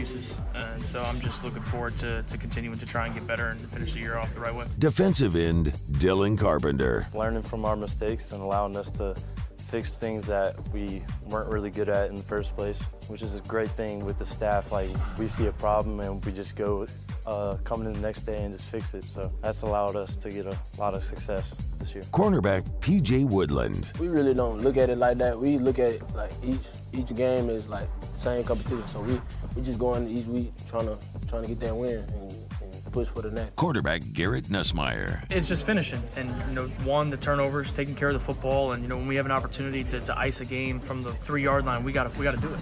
That would have been an opportunity for us to make a statement, and so I think it's a frustrating thing, but it's also a lesson that we learned. And so, as I said before, we know who we are, we know who we should have looked like to everybody else on Saturday, and so I think there's a lot of confidence in that, within the unit, but also, as I said, a learning lesson to know that hey, we have to take advantage of those opportunities. Defensive end Dylan Carpenter.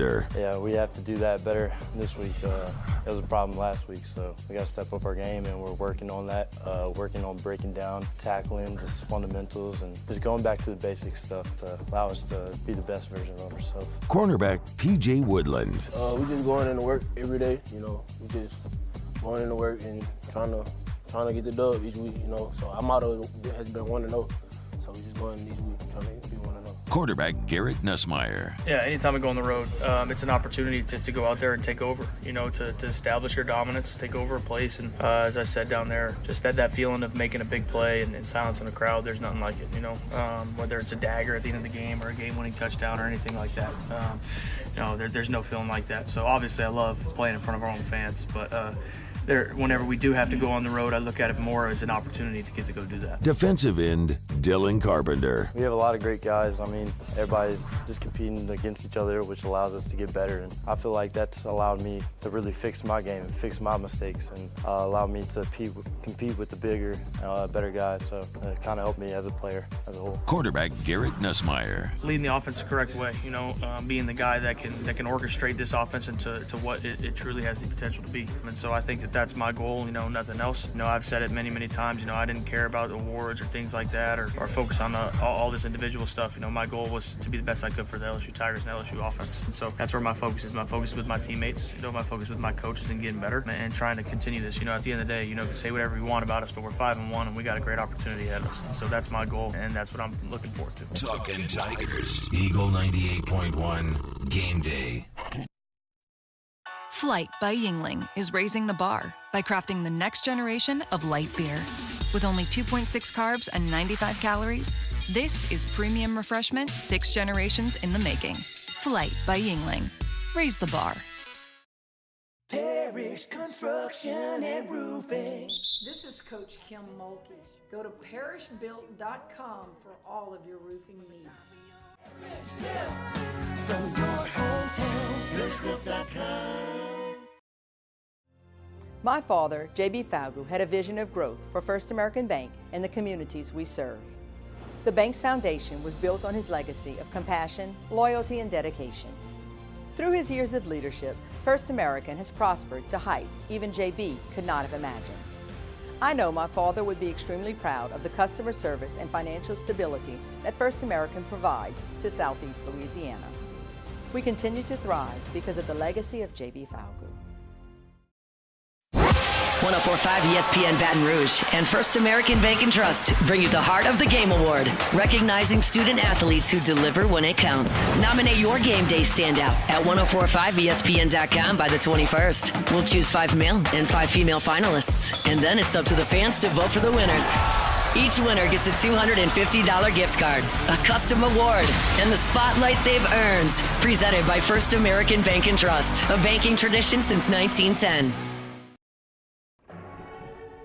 These are the luckiest ice cubes in the world. They could have been a thankless bed for an all-you-can-eat salad bar.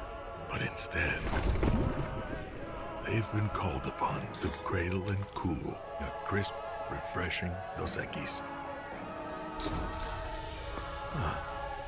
Looks like the lucky just got luckier. Dos Equis.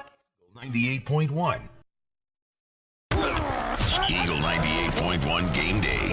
After further review on Game Day, presented by Alpha Customs. Alpha Customs. Be an Alpha. AlphaCustoms.net. After further review is heard weekday afternoons at 3 on 104.5 ESPN Baton Rouge. Now from AFR, here's Matt Moscona. And before we bring Matt in, Musa, we got the news out of Nashville. Pete Thamel reporting that Whit Weeks is officially out for the ball game today against Vanderbilt. Won't go through warmups. Remember, that was the previous report that Weeks would dress, go through warmups, considered doubtful, but they were going to see how he felt. Now he is just out, which to me makes sense. You're going to have to physically restrain him if you let him put a uniform on. Yeah, this doesn't come as a galloping shock. We thought it was unlikely that he was going to be able to play in this game. And they have gone without him before, as we talked about earlier in the show. In the Florida game, Mm-hmm. They were essentially without him for the entire night there. Devon Keys actually has more tackles on the season, so he's played plenty.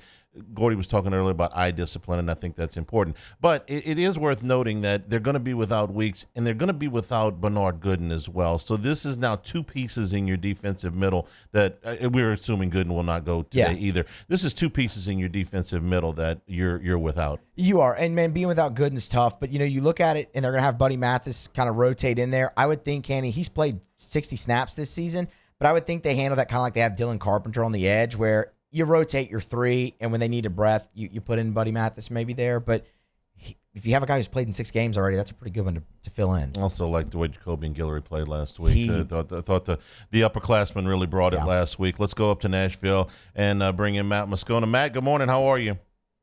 Hey, guys. Good morning. Doing great. Morning, All Scott. right. Your thoughts on that news? And again, it doesn't come as a big surprise, but these pieces that LSU will be without in the defensive middle. Yeah, I think it kind of had that inclination on Thursday when we were leaving Brian Kelly's meet availability. Saw Witt in a walking boot, and then some of the conversations I had here yesterday in Nashville, it's pretty clear Witt was not going to play, and I think there's a real concern, guys, not to be the bearer of even worse news, that this could linger beyond this week for Witt. It's the ankle. I don't know the full report that's out there, but it's the surgically repaired ankle, and he apparently re-injured it against Ole Miss late in that game, as you remember when he went down. So I think there's a concern that this could linger even beyond this week, but I'm sure they'll take it day to day. I don't think it's great. My first reaction, though, is we saw Witt, missed the entire Florida game after the targeting penalty, and Devon Keys played great that day. So this is a different kind of challenge because of all the different eye candy that Vanderbilt offense is going to use. So there's, the young linebackers are going to play. It's Keys and Singleton. They'll have to be really disciplined, against that offense. And then as far as Bernard Gooden, he's been the most explosive interior player. I don't know that this is necessarily the game where you're going to generate a ton of pass rush, sacks, pressures, that sort of thing. That's not the style of game Vanderbilt wants to play. So I think it's maybe more his veteran leadership, and if it is Mathis who's going to see an increased workload, you hope he's just disciplined there in the middle, because that's a huge part of defending against the Vanderbilt offense. And the Vanderbilt offense, which is number one in the league in third down conversions, has done that in large part, Matt, because they put themselves in good positions. Brian Kelly has talked about this all week. I think every media availability he's had this week, he's talked extensively about, listen, they're converting on third down because it's always 3rd and 3. It's never third, or not often is it 3rd and 9. And so LSU's success on third down going to go a long way towards being determined by how they do on first down. And I think something else, you're right, I've talked about that all week, Andy, something else Brian Kelly said was, he said, it's like playing Navy. And that actually gave me a great deal of confidence, because remember, Brian Kelly prepared his Notre Dame teams to play Navy for a decade. And you'd love to play that game, the first game of the season, when you could rep it an entire off season instead of plop down in the middle of your season when it's something completely different than you're used to seeing. But remember, a year ago, LSU was not by any stretches a great defense. And they did exactly what you just described, Andy. Vandy was 2 of 10 last year on third down in this game because of exactly what you just described. And LSU won time of possession by nearly a full quarter. So they know the blueprint. I mean, it's the way I kind of described it, it's like an open book test. Like the professor has given you the questions beforehand. You just have to go be disciplined and execute. I think this LSU team is plenty good enough to do that today. And maybe the fact that we saw a lesser team do it, albeit in Tiger Stadium, a lesser team do it a year ago, kind of gives me a degree of confidence they'll be able to replicate that today. LSU found a running game last week. Sustainable, or did you see some things last week that they may have gotten away with a few things? I think it's absolutely sustainable if they commit to it, right? I mean, yeah. I know I've been shouting this from the rooftops, and not everybody agrees or likes to hear me say it, but a giant reason you couldn't run against Ole Miss, you didn't try. I mean, Brian Kelly said it himself. They were 86% drop 8, Ole Miss defense was. And you only had 2 instances of the entire game where you ran the ball in consecutive plays. That's inexcusable. I mean, the thing they did a week ago was they ran it. They threw it 33 times. They ran it 30 times. I mean, make a commit. And maybe a big part of that against Ole Miss was not having Caden Durham, and they didn't maybe trust the workload on Juwan Johnson. I don't know the answer to that. We don't get to talk to Joe Sloan. But, I think if they go in this ball game today, and even if you have a gain of 1, gain of 2, loss of 1, you commit to running the football, you're going to pop the 50-yarder. We've just seen them do it. We saw them do it all throughout fall camp. So I just think they are able to – I don't know that they're ever going to be, 1970s Nebraska, but they are able to run the football well enough to open up the pass game if they commit to doing it. Where do you stand on how good Vanderbilt is? Because the non-conference games were largely nondescript. They dominated 3 of the 4 of them. They won the other one against Virginia Tech, who since fired their coach. They beat South Carolina, who was without Lenore Sellers for the majority of that game. But they did go into Tuscaloosa, and they were going to the fourth quarter in a one-score game with Alabama. So which is the true reading of Vanderbilt in your eyes? Yeah, and I think they're a matchup problem for some people. I don't think this is a great Vanderbilt team. I think this is a team that's going to struggle with the more talented teams in the conference. I think they're a lot like a team like Navy that knows who they are, where you're never going to be able to recruit the 5 stars and have a roster that's able to compete 1 to 85 with LSU or Alabama or some of the better teams. But with Clark Lee and Barton Simmons, who was a recruiting guy for a lot of years that Clark Lee hired to be his GM, what they did is really smart. They went into the portal and they got old guys from lower classifications. They went to JUCO and Division II and FCS and got dudes that were 22, 23, 24-year-old guys. So they're a very veteran, experienced team that executes what they do very well, and they try to beat you in a submission with their style of play that they execute really well. Now, if LSU runs a go ball, Vanderbilt does not have a cornerback that can run with any of LSU's receivers. So can you keep Garrett Nussmeier upright and execute that play? If you can, that's why Ty Simpson threw for 340 against him. And Garrett Nussmeier is capable of doing that, but it's giving yourself those opportunities. How good is Vanderbilt? I think they're probably a 6 or 7 win team this year. When you get through the meat of the SEC schedule, I think you're going to start seeing losses pile up. But even if they get to 7-8, that's remarkable for Clark Lee, considering what this Vanderbilt program has been historically. You've been up there a couple of days. Kind of paint the picture. It looks like LSU's well represented as far as I can see. Yeah, man. I'm going to tell you what. I don't know if – I was a little concerned early in the week because a buddy of mine, Chris Lee, who covers Vanderbilt, texted me early in the week and said, hey, are LSU fans coming to this game? Because some of the scuttle is that maybe they aren't traveling for this when they usually do. I'm going to tell you what, man. Like yesterday on Broadway, I don't know if it was just that every LSU fan that came was at the Garth Brooks honky tonk where we were doing our show and everything, but that was packed. The capacity, they said, was 2,000, and it was overflow at that one spot. And vibes were immaculate, man. You would not have thought that this was a team that lost to Ole Miss, and there was a little malaise around the program. LSU fans have showed up in a big way. I think people love Nashville. They love to come to this trip, and then you have a lot of people who are LSU fans who live here who are going to make their way to the game. I'll be very interested to see what it looks like inside the stadium, because typically opposing fans take over this venue because Vanderbilt fans don't go. Well, if Vanderbilt's good and they're favored against a top 10 team for the first time in 50 years, maybe that's going to encourage more Vanderbilt fans to show up and they have a little bit of a home crowd. So it'll be fascinating to see what it's like in the stadium here in a few hours. But LSU fans showed up in a big way, and I think you'll notice them on the broadcast today. Matt, enjoy the game. Have a safe trip back, and we'll talk to you next week. Okay, guys. See you. Our LeBears countdown to kickoff about 2 hours and 25 minutes from right now. Let ESPN Bet at LeBears be your game day headquarters. We'll talk with Jimmy out when we come back. Big day in college football. That's next. Eagle 98.1 Game Day. After a decade of working in private duty nursing, I know how hard it can be to find compassionate care for the ones that you love the most. So I started Decision Critical, a premier concierge nursing agency, so we can take care of you wherever you are. Our highly skilled nurses provide exceptional care from the comfort of your own home with personalized packages for short-term, long-term, or even around-the-clock care. Visit us at decisioncriticalbr.com and give us a call today to get started. Trust isn't given, it's earned by showing up, leading the way, and performing at your best when it matters most. Our Lady of the Lake sports medicine experts know what it takes to improve performance and build champions at every level. That's why LSU chose Our Lady of the Lake as its championship health partner, trusting Louisiana's best medical team to care for our state's best athletes. From championship athletes to everyday champions, trusted care starts here. I trust the lake. In South Louisiana, you can always count on good people coming together to help our children.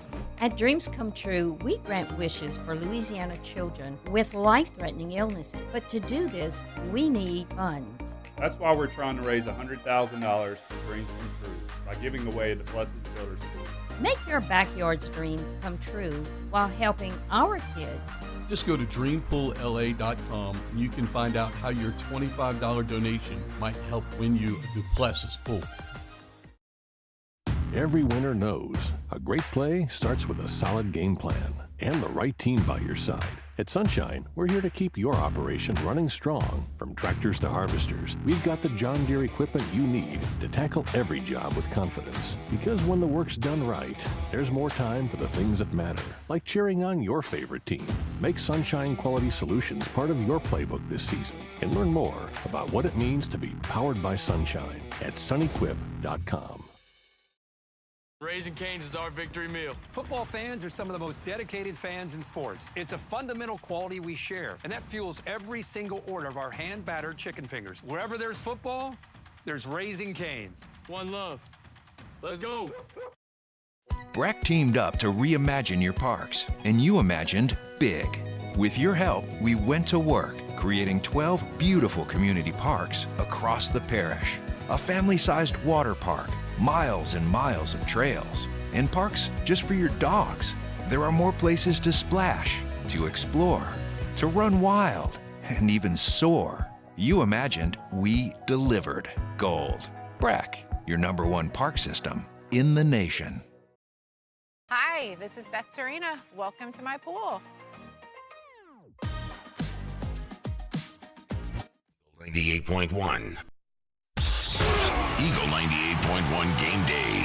Orderlocks, presented by Supreme Rice. Supreme Rice, grown, milled, processed for generations right here in Louisiana. And we're at the Odd House every Monday. It's red beans and Supreme Rice. Parboiled rice, the Odd Father's personal favorite. Now let's get locked in with Jimmy Ott. And we bring in Jimmy to start the day in college football at 11 o'clock. But, Jimmy, before we do that, let's go back to last night. Miami, not another ranked team left on the schedule, but they fall last night to Louisville by 3. Carson Beck threw 4 interceptions. Could have been a 5th. Got bailed out on that one. So a rough night for the Canes.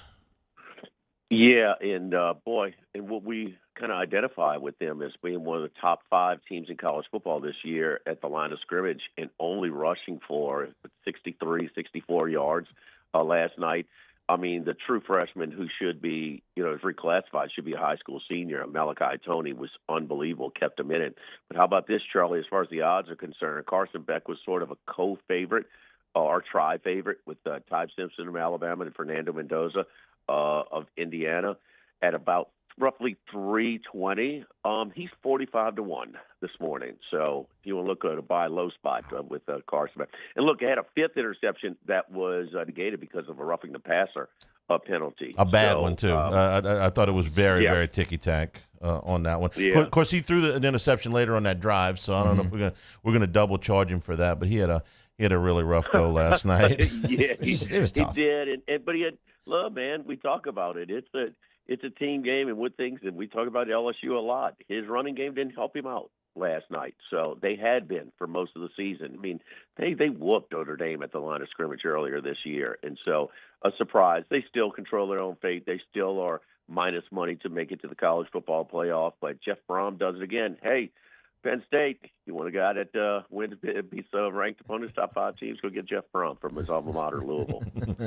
Jimmy, today between the hedges, Ole Miss is at Georgia. This was Georgia's worst loss a season ago in Oxford. Ole Miss really dominated that game, and maybe one of, if not the worst loss of the Kirby Smart era, certainly the last 5 or 6 years. I don't remember them being thumped quite like that by anybody else. So Georgia's got maybe a little bit of revenge on their mind today, but Ole Miss comes in with a 6-0 record. Yeah, Kirby's boys don't get beat like this, and they took advantage of a Jackson Dart interception on the first drive of the football game, punched it in on a 4th down play, actually 7-0, and Austin Simmons has to come in for that drive, and we know that Austin Simmons won the starting quarterback job for Ole Miss to start the season this year on that drive. He tied it up. They outscored him 28-3. And then the final was 28. The 28-10. Nobody beats Kirby like that. So rare revenge spot here. He's not young at 23 years old, but Chambliss, Trinidad Chambliss is his first SEC road start. So a little extra here. I think Ole Miss is going to have a tough day, and today is where I think Ole Miss lack of roster, lack of line of scrimmage, what they did have last year, I think is exposed. Because one thing about Kirby, what's he going to start with? He's going to start at the line of scrimmage, and I think they'll be able to run the ball pretty effectively against Ole Miss.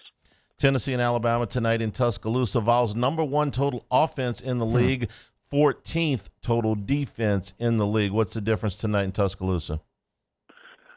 Oh, a little revenge spot, but like I said, if you wanted to try and get a little value spot before here, I didn't anticipate, Beck throwing 4 picks last night, but Simpson should have a big day against Tennessee. He's had good days against much tougher defenses than Alabama. And you talked about it, Charlie. If Alabama's 14th in total defense in the league, where's Tennessee? No, Tennessee's 14th. Tennessee's 14th. Okay. No, Alabama's 4th. Okay. Alabama's 4th. Okay. I was like, so that's the obvious matchup. And look, Tennessee's going to move the ball. They're going to score some points as well. But, Jam Miller's been upgraded from doubtful to probable after his concussion late in the Missouri game. And so Tennessee, boy, complete flip from last year. Remember, we know what Hypo usually does. It's more of this type of roster, this type of style of play. A lot of offense and shaky defense. But last year, their defense was so much better. Their running game with the kid from Dutchtown, Dylan Sampson, complete flip from this year. Now, their schedule is favorable. Again, with this 2-year Band-Aid schedule, if some kind of way Tennessee could pull off the upset, they will really have an easy path to the playoff. But I don't think it's happening today. I think Alabama's going to roll, and Simpson is going to have a big day. And I think when we wake up tomorrow at the Queen for Football Sunday, Ty Simpson will be the favorite for the Heisman Trophy. Tonight in South Bend, in what could be the last matchup in this series, and that would be a shame if these two teams don't continue to play. But USC is at Notre Dame tonight. 2 exciting quarterbacks. And, Jimmy, this line is moving in Notre Dame's direction here today. Well, if you learned last night, a couple of sharp moves, and I was on one, I was against one. So in one comfortably, the Miami-Louisville line went from 14 to 10.5 yesterday, and they covered easily, won the game outright. North Carolina, of all teams, went from 10.5 down to 7.5 at kickoff last night. They should have won. Oh, Charlie, this just in. Guy doesn't cradle the ball that's punched out crossing the goal line to cost them a game against for North Carolina. And then you have what you call as a public dog today, and that is Notre Dame. It was at 7. It's up to 10.5 this morning, and the sharp money is all over on Notre Dame. The game features the top 3 passer ratings in college football. Jordan Maeva is number 1 for USC, and C.J. Carr is number 3 for Notre Dame. This isn't Notre Dame's fault. It's more USC maybe pulling out of this thing because of they're tired. They're traveling enough to Big Ten country, and nobody could blame them there. But once again, another step where Notre Dame really lightens their schedule. So we know about the move with the ACC and playing 6 teams there, and not playing Michigan on an annual basis. But public dog tonight. So sharp money. They're hot. They're on Notre Dame today. You said public dog. They are Notre Dame's the favorite tonight. So you're talking about public dog USC? Sharp money is moving despite all the tickets coming in on Notre Dame. The respected money is moving the line. It's a reverse line movement. I know it's a lot, but yes, the sharp money, which usually drives the line movements before game day, is happening here. So it's a pros versus Joes. So the public is on plus the points, the public dog, and Notre Dame, the respected sharp money is on. I'm sorry, the public dog is USC. The respected money is on Notre Dame. Gotcha. Yes. All right. Real quick on LSU Vanderbilt, people that usually don't pay much attention to point spreads were probably surprised when Vanderbilt is a favorite in this game. Lord knows we've done those stats all week about how long it's been since Vanderbilt's been a favorite against a ranked team. So give me your thoughts on how this line has moved and where it's settled in. Well, is this a theme today? I mean, the respected sharp money. This line last week was 3 or 3.5 in LSU's favor. On Sunday morning, it opened up as LSU still the favorite, but knocked down a little bit to 1.5. And the respected sharp money immediately bet Vanderbilt to the favorite. So it's teetered a little bit between 1.5 and 2.5. Yesterday it was 1.5. Today it's at 2.5 at our friends at the DraftKings outlet, the Queen Casino downtown. But Vandy, respected money is coming in on the Vanderbilt Commodores in this one. And Charlie, I think you brought up the stat during the Daily Show the best that maybe should give LSU fans a real concern. People are blown away that Vanderbilt, well, I guess so. They've been in favorite for a long time. But they run the ball much better than LSU, and they stop the run better than LSU. And it kind of starts with that, especially in this league, in the SEC. So I think LSU showed some signs that they could improve their weaknesses, their balance. They're committed to run, their running game. Having your best running back, that helps.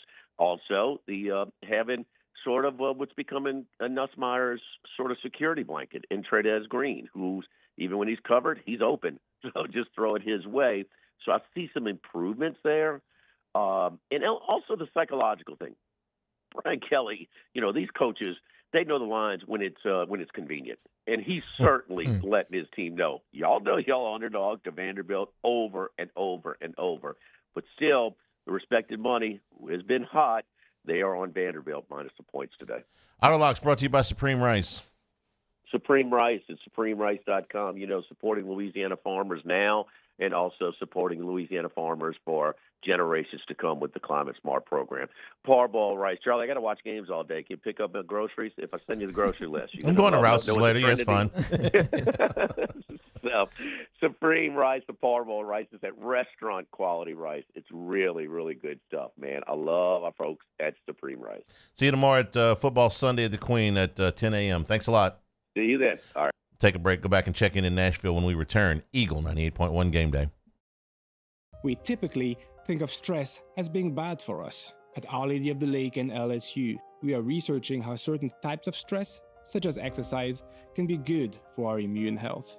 By studying people under extreme stress, such as athletes, astronauts, service members, and first responders, we're learning how to improve the immune health of everyone.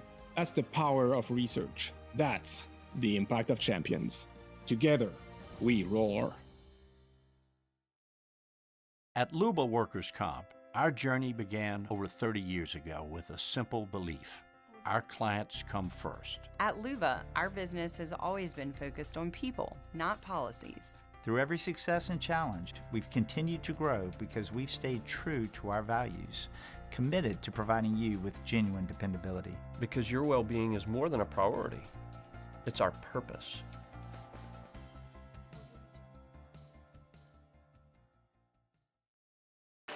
When it comes to industrial construction, River Parish Contractors can do it all. Mechanical, structural, custom fabrication, specialized welding, and turnaround services. Strategically located in between Baton Rouge and New Orleans, we have the local team with the experience and commitment to safety to manage the most complex industrial projects. Period. Here's the deal. Partnering with us means your project is delivered on time, on budget, and most important, safely. River Parish Contractors, let's get building. When it comes to choosing energy for your family and your home, make the smart choice with natural gas. You can count on efficient and affordable natural gas to keep you comfortable and reduce your environmental impact to help protect our planet. Together, we're fueling our energy future. Atmos Energy. Hi, this is Beth Serena. Welcome to my pool.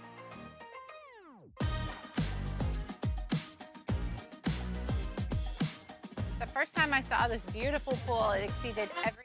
98.1. Eagle 98.1 Game Day. Inside the stadium. Presented by Louisiana Federal Land Bank. Louisiana Federal Land Bank. Financing all things country. And we are having a little trouble connecting in Nashville. From what we're hearing, this feels different. I'm not up there, okay? They don't go into games like this as a favorite. This is of the Vanderbilt fans in the stands today. I can't imagine that this has happened in very many of their lifetimes. I mean, you've got to be in your 50s to and have been a Vanderbilt fan that long. You know how hard it is to have been a Vanderbilt fan for 50 years? Hard, difficult. So this is this is uncharted territory for them today. Last year they beat Alabama, okay, the big plucky underdog. They gave Texas a very good game, but they've never gone into something like this as a favorite. Sometimes handling success is harder than handling failure. Absolutely. And, Otter brought up a point with Brian Kelly knowing the line when it's convenient. Teams try to block out the noise, but I find it hard to believe that Vanderbilt's been able to block out all that noise this week with the buzz around the city. They know. That's kind of been a running joke on our show for years. Is we don't pay attention to points spread. Yeah. We're the underdog this week. Okay, Exactly. well, so just like recruiting rankings, we never look at recruiting rankings except when they're really good, and then we put it out on a press release and say, "Hey, we're the number one recruiting class in the country." I think that can go both ways, though, man. I do. Like I look at that, I'm like, man, hard to block that noise out. I was surprised. Maybe I shouldn't have been, but the amount of disrespect, which is an overused word this week, the amount of LSU fans that just flat out offended that LSU is an underdog in this game today. And it can't help but be a theme. I mean, this is noise that is pretty hard to block out. Yeah, for sure. So, I mean, look, the line is what it is. I mean, it doesn't define the game. You're going to go out there, you're going to play through all the cliches, right? You're going to go line up, you're going to play between the white lines, all that, and you have to be better than them. So if you want to use it as motivation, do it. I think motivation plays a big role in this game. Yeah. But I think both teams are fighting that a little bit today. I really do. Places flooded, so we'll check in with Chris next week when we're back in the friendly confines, but we've had a hard time getting in touch with him. We're back to wrap it up before we send you to Network Pregame. Our LeBearish countdown to kickoff, about 2 hours and 5 minutes. This is Eagle 98.1 Game Day. Raising Cane's is our victory meal. Football fans are some of the most dedicated fans in sports. It's a fundamental quality we share, and that fuels every single order of our hand-battered chicken fingers. Wherever there's football, there's Raising Cane's. One love. Let's go. At Bayou Automotive, we believe in a sales process that puts you first. We want you to experience an easy purchase with clear pricing and great service. Let Bayou Ford and Bayou Chrysler Dodge Jeep Ram be your trusted partners in finding your perfect vehicle. The crew at Bayou Automotive is going to do right by you. Today, we are shaping tomorrow. We are researching how extreme stress impacts the immune system, from trauma victims to athletes and even astronauts. Our work is leading the way in sepsis treatment, saving countless lives. We're unlocking the mind with music in exciting new ways. Our Lady of the Lake Health and LSU are improving the health of our state. That's the impact of champions. Imagine the impact we'll have on the future. Together, we roar. These are the luckiest ice cubes in the world. They could have been a thankless bed for an all-you-can-eat salad bar. But instead, they've been called upon to cradle and cool a crisp, refreshing Dos Equis. Looks like the lucky just got luckier. Dos Equis. At Auctioner, we know healing is a team sport. That's why we've partnered with world-renowned orthopedic surgeon Dr. James Andrews to create the Auctioner Andrews Orthopedics and Sports Medicine Institute. Whether you're a professional athlete or a weekend warrior, our team of specialists are dedicated to getting you back in the game. So whatever your reasons are for reaching your personal best, we've only got one: you. Auctioner Andrews Institute. Long live you.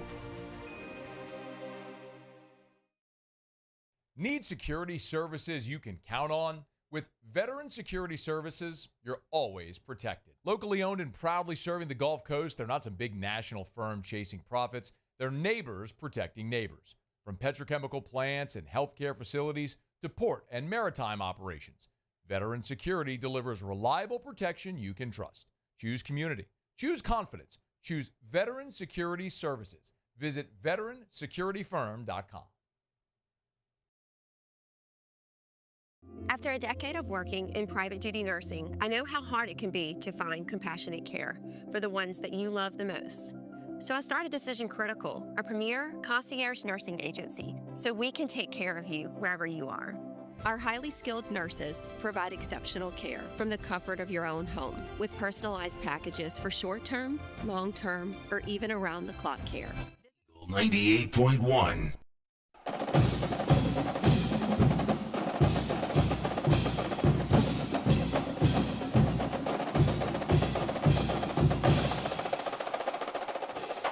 Eagle 98.1 game day wrapping up here. The early morning start. Musso, your final thoughts on the game? Third down. Own it, especially third and short for LSU's offense. You were below 50% last week on third and short. That can't happen. And you actually decreased your yards to go. You had an average of 5.1 yards to go on third down last week. You were less than 50% on third and 3 or less. That has to improve. Vanderbilt ran for an average of 7.1 yards per carry in Tuscaloosa. Now, part of that was one big long run, but they ran it besides that too. That number can't be anywhere close to that today. If Vanderbilt runs the ball for 7 yards a carry against LSU, it's probably not going to end well for the Tigers. So that's the first thing, is stop the run. And yes, I understand LSU's got very good depth, but they're without two starters in the defensive middle, and that's got to give you at least a little bit of pause. On the other side, you had that renewed commitment to the run last week. I personally believe that Brian Kelly got a little bit involved with this stuff, and he should have way before then, but que sera. They have to commit to running the football, unless they put so much pressure on Garrett Nussmeier that he ends up falling backwards into into a mistake, and one turnover might end up being the difference in this game. So they've got to run the football today. Hey, run the football, stop the run. Stop me if you've heard this before. It's a common theme in SEC games, and this one, to me, is no exception. We'll be back 90 minutes after the end of LSU and Vanderbilt. We will be on location for postgame at Rouse's at Burbank and Lee. Richard Dixon will join us for the postgame, and we'll take your phone calls following LSU and Alabama. There'll be a ton of college football going on as we do the postgame, so we're looking forward to that. Thank you to everybody for getting up early with us today. Enjoy the game. For Musso and all of us here at the flagship, I'm Charles Hanegraaff saying thank you and good morning as we sing you to the LSU Sports Radio Network. This has been Eagle 98.1 Game Day.